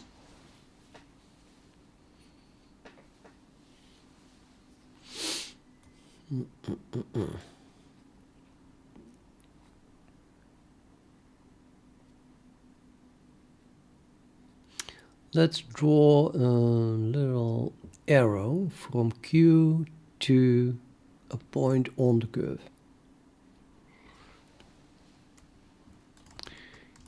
I'm not even sure if I can do that. Well, oh, of course I can do that. I just need, so we're not going to draw a line, we're going to draw a line piece. And then maybe I have, or it's called connector, I think. I can draw half lines with a create line though. So we can create a line from, let's see, line, point direction. Nope, need a plot line. This one. Can you align then?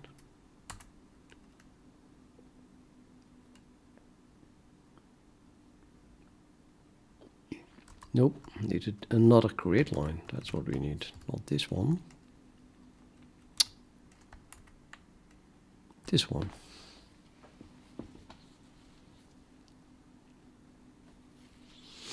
So just simply before the arguments also pass a line extend, which is the none, from, to, or both.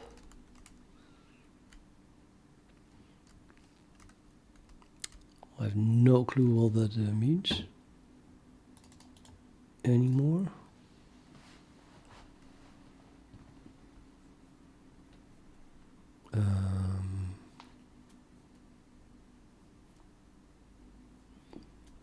I think it means we have 2 points from and to,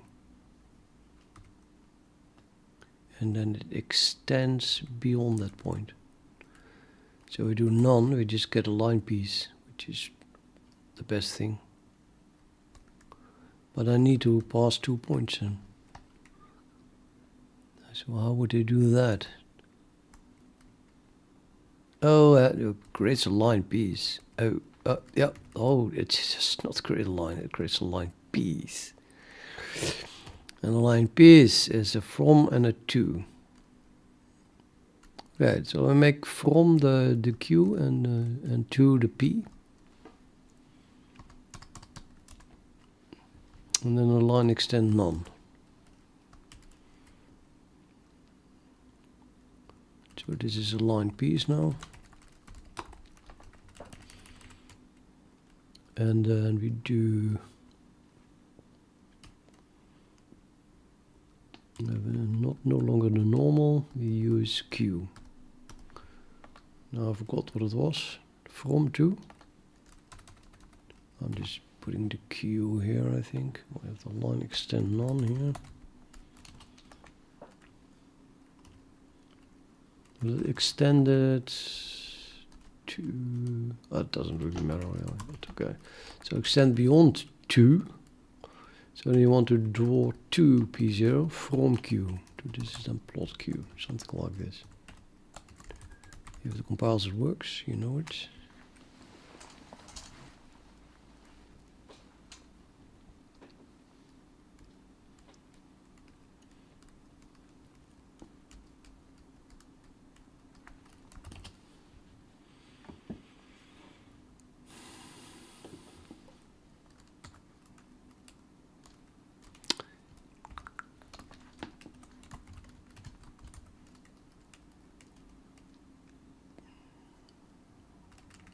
I should be able to use just plot that.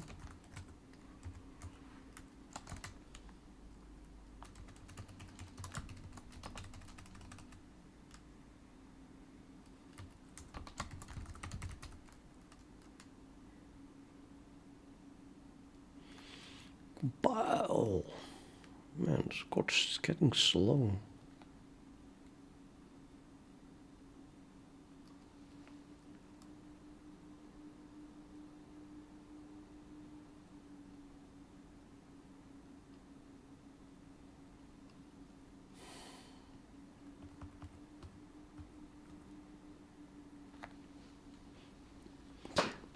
So now it draws a half lines, starting in Q. That's slightly more clear, huh, how that works. And let's even swaps. Yeah. Cool. Is it this distance? Yeah, okay, that was fun. So now we got the form and the two correct, but really we just want no extend at all. Gonna do none.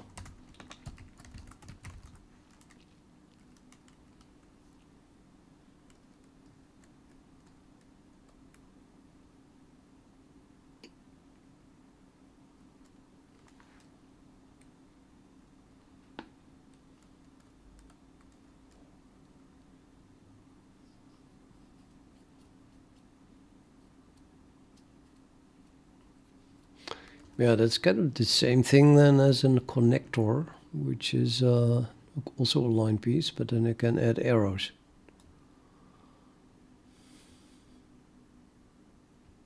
In this case I probably want to have arrows, so I can more precisely see where it ends.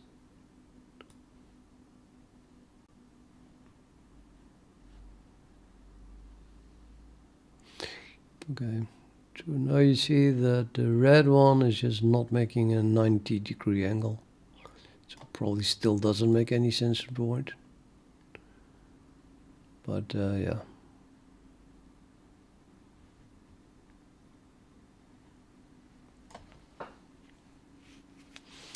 I'm going to make, I'm going to use a solid line, I think. Maybe let's make a connector instead.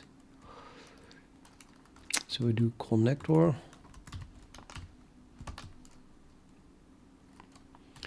Create connector returns a connector. So we must use connector now. Plot connector. And the connector is created from also from 2, but that you can add the arrowhead shape. And apparently in the order from 2, so I want this one to be non-existent. No arrow. And that one, I don't know, filled arrow.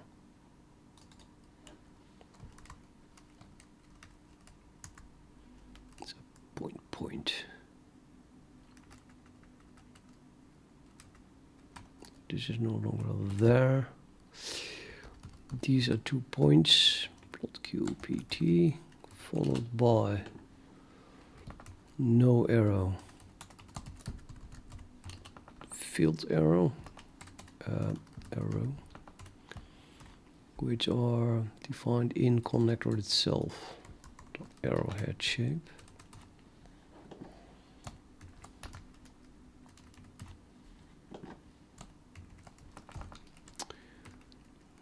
Do you think I can do a using arrowhead shape and get that from the connector?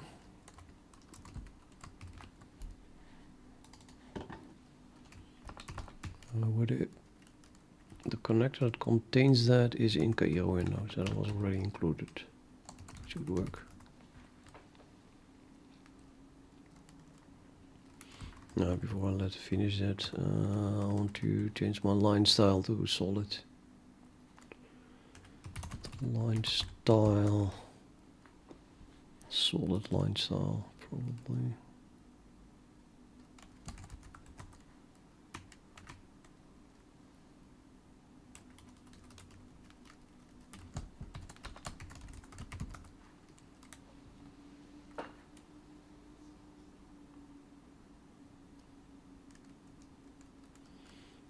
Maybe that was not needed, because now we have arrows. Oh.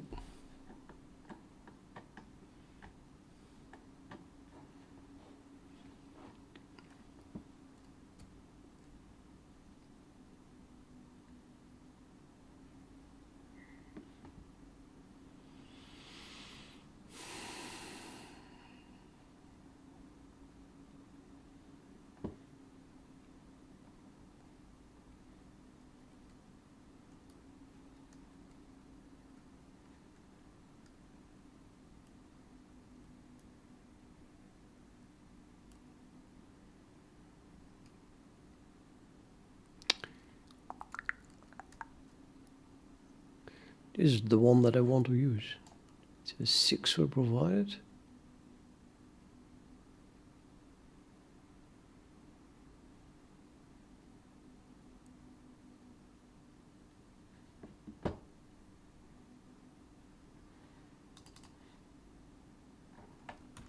Confused.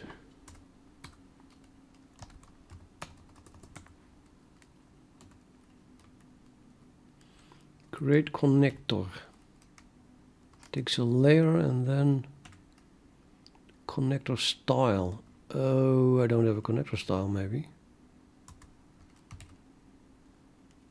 It's a line style. Yeah, need a connector style. No, this one works. You can just pass a line style.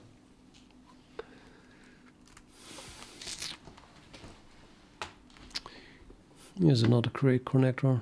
Just second line style, 2 points. Surely we can pass more than that.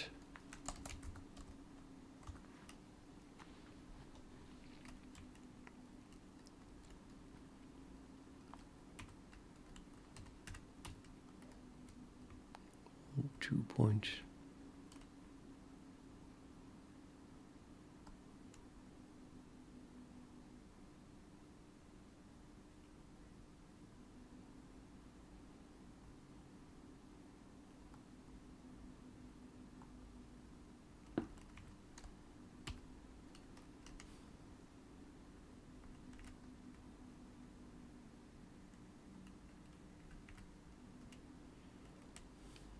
So these are the defaults.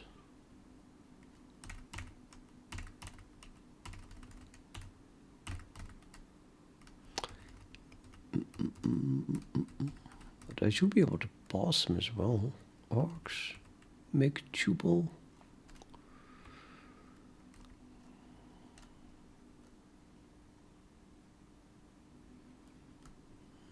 Create connector helper.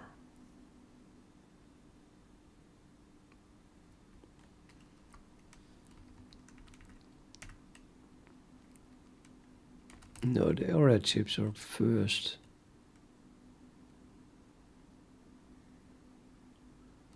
Arrowhead shapes followed by the layer and the style and then the arguments, which, okay, so where does that come from then? That comes from here. Arrowhead shape form. It's just this.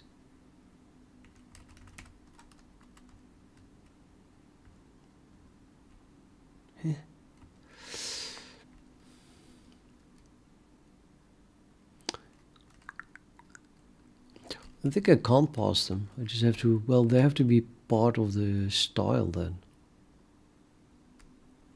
But okay, this is the default anyway. Yeah, I need an, I need to pass them as part of the connector style, I think.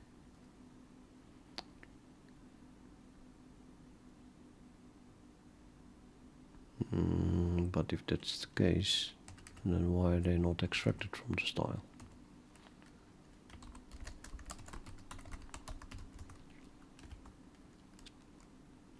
Oh, here they are. No, that's a helper again.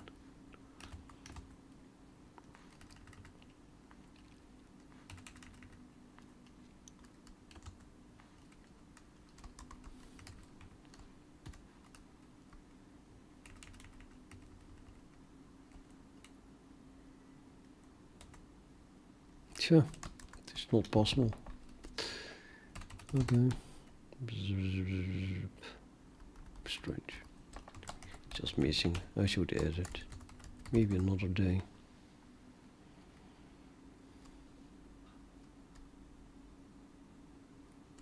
It's impossible. I'm 100% sure I did draw connectors with 2 arrows and 0 arrows. So that. Oh, probably by constructing them first and then adding them instead of using create connector. Yeah. Oh well. Here are the arrows.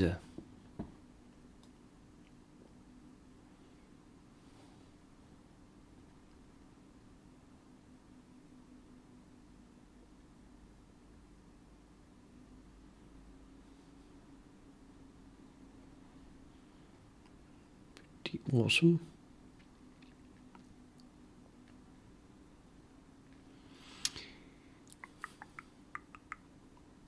Okay, yeah. Let's not draw the ones that have a t value. Greater than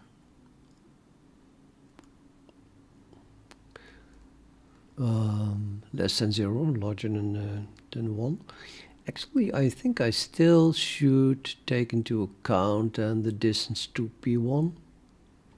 Although it seems, well, yeah, after this we get a completely different Bezier. So if, say, here it just yoing goes that way, and Q is like positioned here, then you can't say that this is the distance, because after this point it just goes away. And then the shortest distance is therefore from Q to P1. And if that is shorter than all the other distances, then that is the best distance. And then if Q itself has a shorter distance to the cubic following this, then that is the distance that we should take Bezier at all. So simply ignore the values less than or larger than 1 or less than 0. So do that.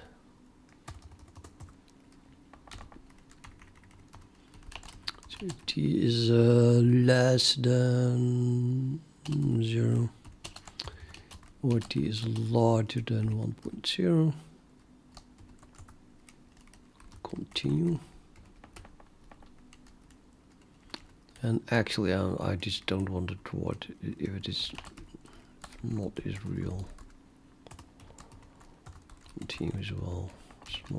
Let's only draw the real solutions.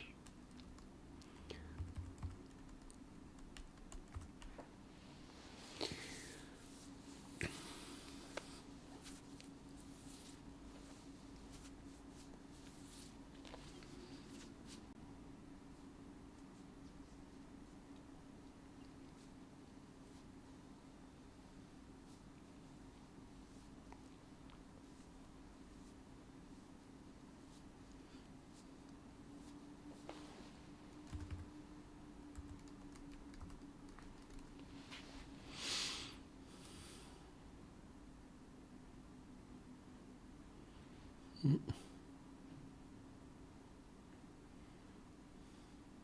only one solution. Well, great. I think it should always be at least one, of course.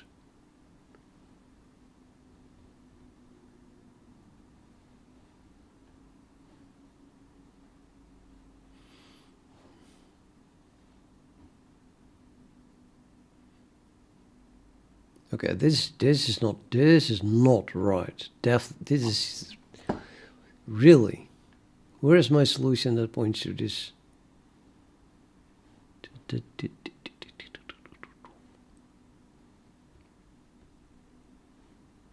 I mean, it okay. So the idea is that, yeah, this is not good. Damn it. I'll have to find the shortest distance. So I think that I should take this distance into account, 2p1, and because that distance is shorter than this distance, I should not say that the distance is this. Shortest distance is from here to p1, which I'm going to ignore because it's not an angle of 90 degrees.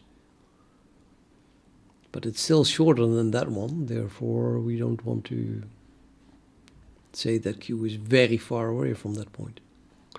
But the weird thing is that when this is closer,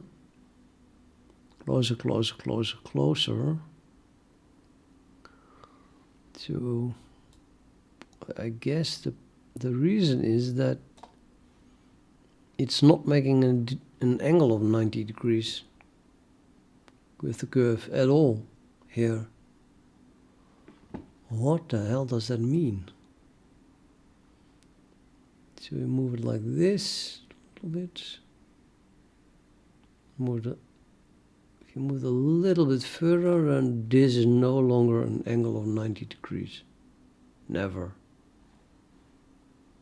What does that mean then?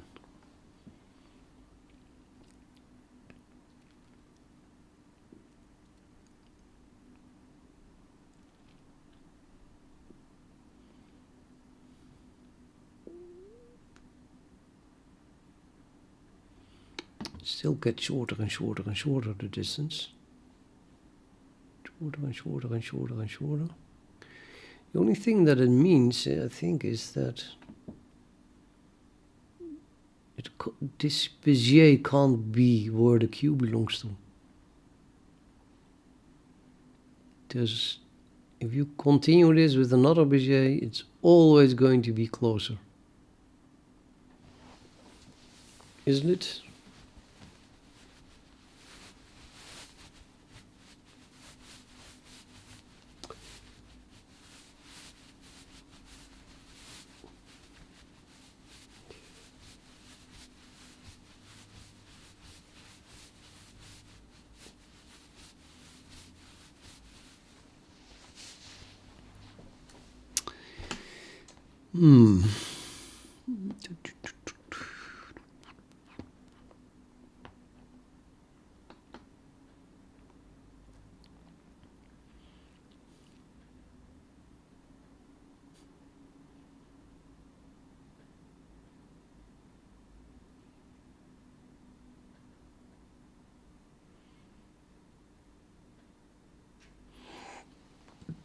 I mean, how can you continue this curve such that the line from Q to that curve never makes an angle of 90 degrees?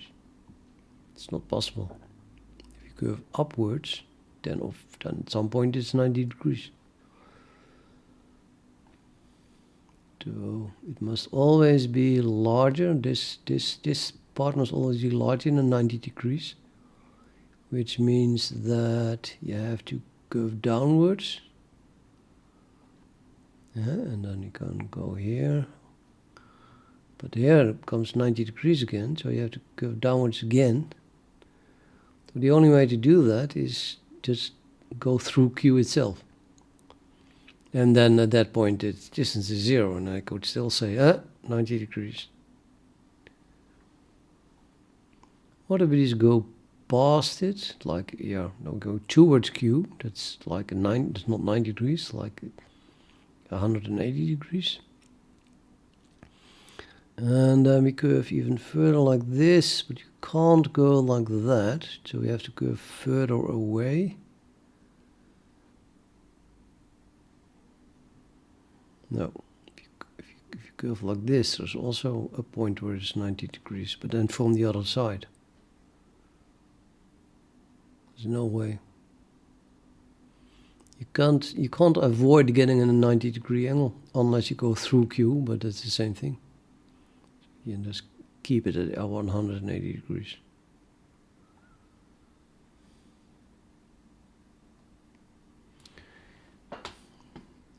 Interesting in itself, of course. Does it? Oh, no, it doesn't. Yeah, indeed. This one, this position is not aware of the fact that there is the distance is 0. It's not drawing a connector at all. That's not good. Do you know it is there? If you put it exactly on the line, then it's possible you don't get it.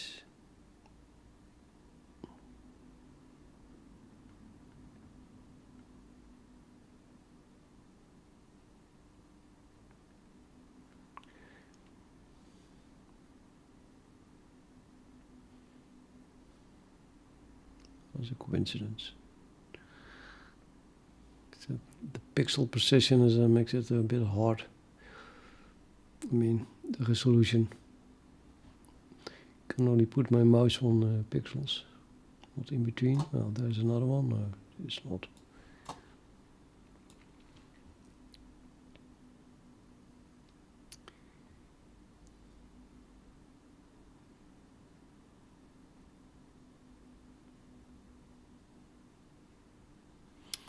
Yep, what shall we say about it? Well, it's at least unacceptable if I don't get that back as root.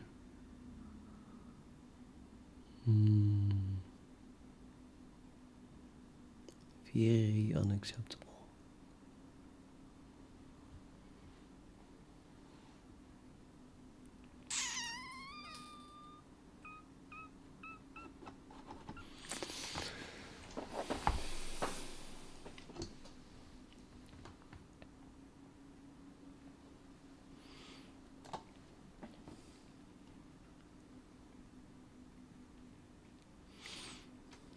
And finally, I remember that the only reason I did this was to test if we to use it to test if we could solve the fifth degree polynomial. Now that works apparently.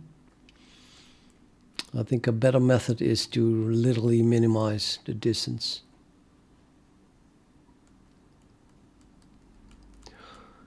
But if we do that, then we get a problem, for example, with a point like this, where we would measure this distance as being the shortest distance. Well, it isn't,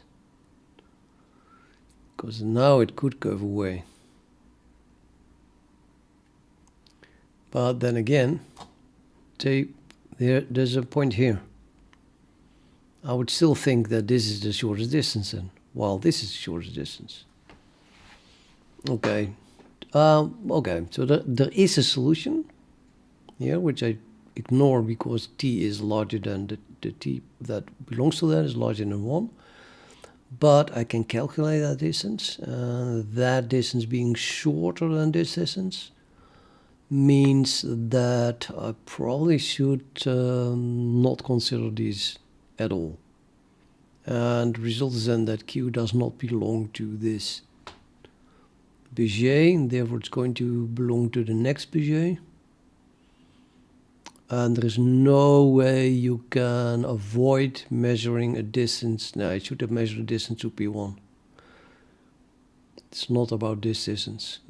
The distance to P1 is shorter than the shortest distance here. And there is no way you can curve away from Q in a way that you don't get an angle of 90 degrees to that curve on the left of P1 here. Unless you just go through Q. I still have to make sure that we did detect that.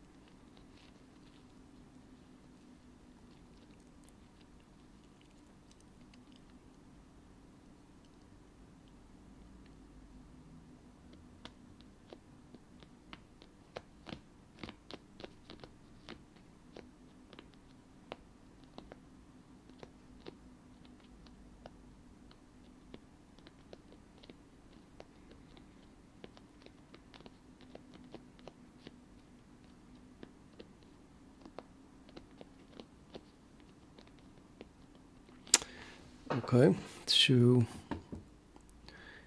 of all the arrows I draw now, I have to find the smallest one, the shortest path, shortest distance, I mean. So I need the distance between Q0 and PT.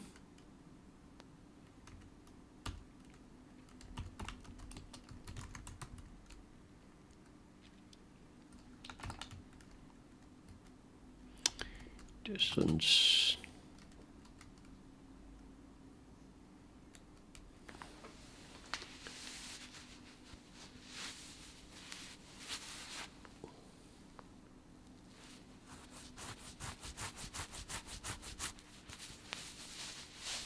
Or the distance squared.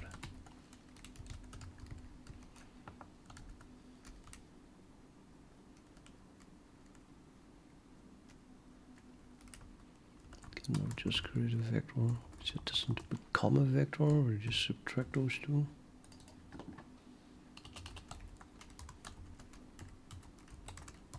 Length squared.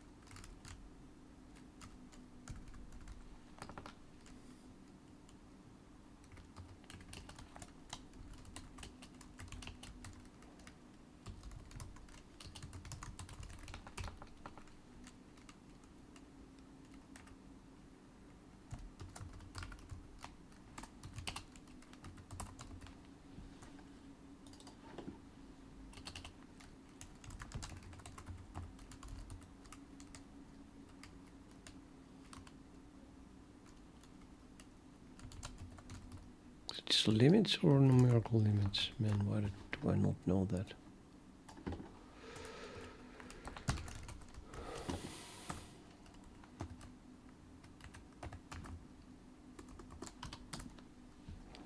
Numeric limits.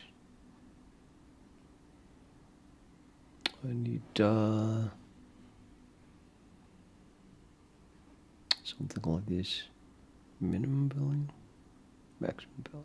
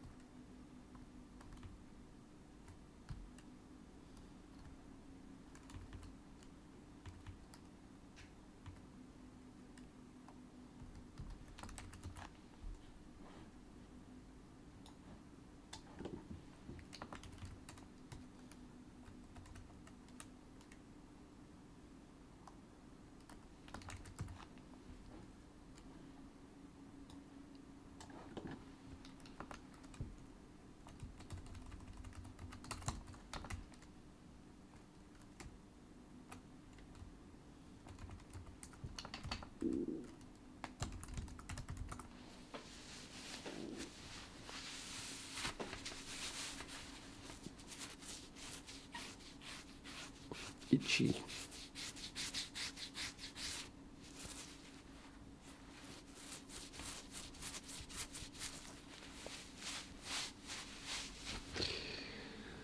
Yeah, okay, going to take a break.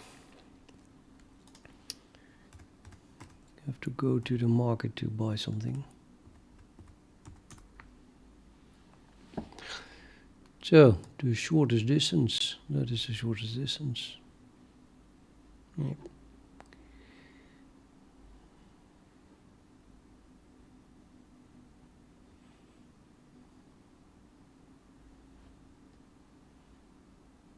Yeah.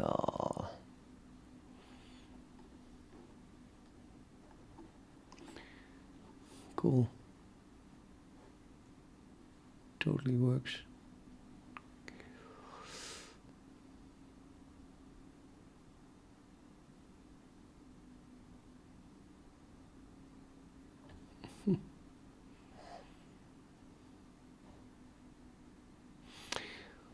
So you could do the same now for a second Bezier curve, which is extended here, and then you will still, I think, only see a single line.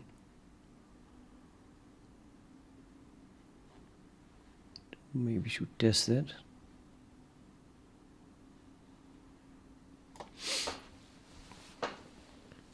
I mean, this should work for just finding the shortest distance to a piecewise Bezier curve, even. Unless, of course, let's say the curve is like really bad, and after this point it just goes like this and then passes very closely to that one. Yeah. Now you would have two of them, and I would still have to pick the shortest one. So will that matter? It's more complex than that. More complex than this. You have to make a list of all the distances to every Bezier curve, and then pick the shortest of that.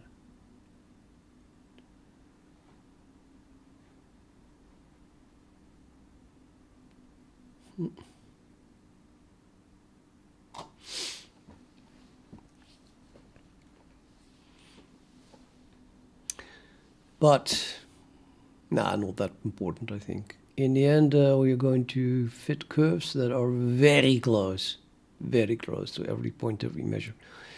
I mean, this is what we're going to draw, and I want it to be an accurate representation for the underlying function that you want to draw. And Q is going to be a measure, a sample of that function. So if by the time we draw it, Q is going to be on top of it. Pixel precise on top of it. So there's of course no way that we could ever run into a problem that and the curve runs again super close to that point, and even if it does. No, the thing is that if, say, we only have 3 points, and we then draw a single Bezier curve, and then we measure a new point, and that point is over here, then we want to say, oh, okay, so apparently this one is not good enough. So what we do then is we split it in two, and we make 2 Bezier curves. Well, at least we make a new Bezier curve here. So halfway, that would be p comma, as I think is halfway. So kind of the p0 must be put on top of p comma, and p comma should be put where q is now. Can I remember that? Probably not. Well, I can remember where q is. Excusez-moi. And this thing is going like, I don't know, 45 degrees-ish. Let's put this here. And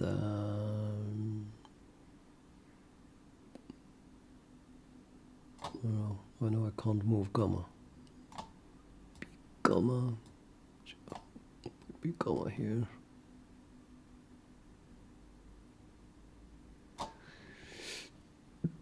This one must point that way. Oh, it doesn't want to. Why? Why? Why me? This is ridiculous. It is really ridiculous. Yeah, can't do that. Huh? This is not good.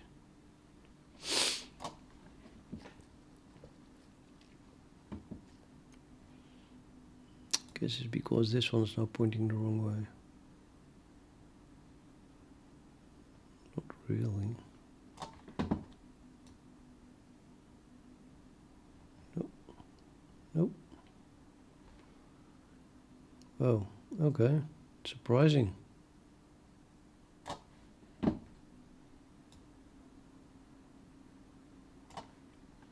So I can draw a Bezier curve that is halfway going through this point and then just, well, it didn't go through this point. It was like here, over here. Sorry, so I have to move that one over here. Yeah, and now it works. Oh, wow. Okay, so there's really a problem with having a point here. Okay, so that we attempt it, and a moment you attempt it, it's pointing the other way. I totally have to reject this one there, therefore. So that means we would have to split it up again then. That's not possible. I don't know what to do here.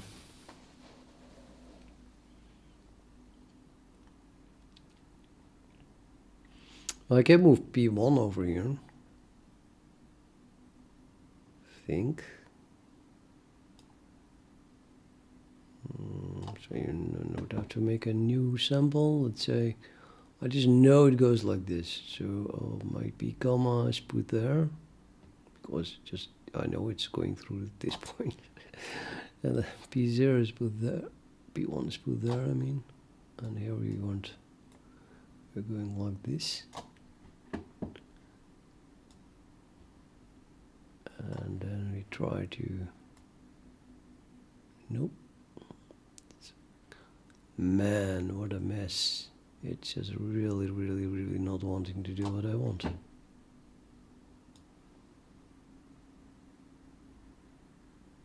Oh, no it is. Yeah, kind of like that. Oh, but not if we do it like this. You would need even more of those. More. This is possible with one. So I want to do, well, this one is still going in the wrong direction.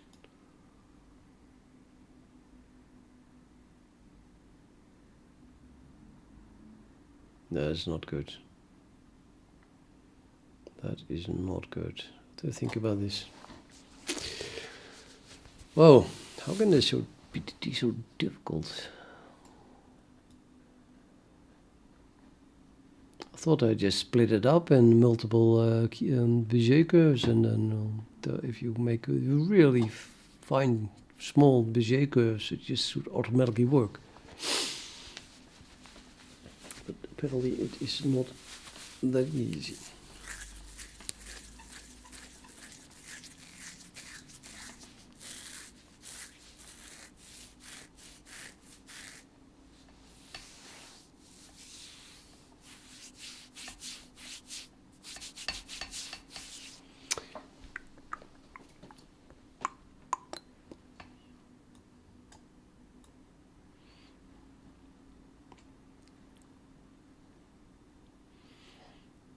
I think that the problem here, the problem with the going in the wrong direction was that the alpha and beta that we solved just have the wrong sign. So here it is correct. The arrow points in the direction that we flow into. We go from P0 to P1, so we go in that direction. And then we end up in that direction. So this is correct. And it goes through P gamma. But if you demand that it goes in that direction and ends in this direction, you do have 2 degrees of freedom left for the x and y coordinate of the P comma, but you can't put it everywhere. You just only can put it some, yeah, this small region here. If I put it too low, it suddenly starts to curve away here. So I think I just should conclude that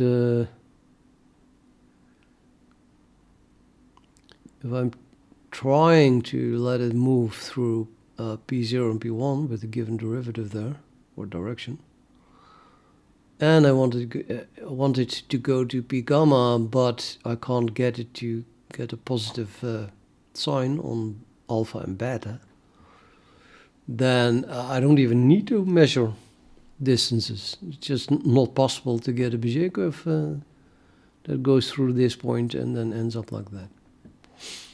So then I might as well measure the direction in P gamma and then split it up again, and then split it up again, until at the very least we get Bezier curves that have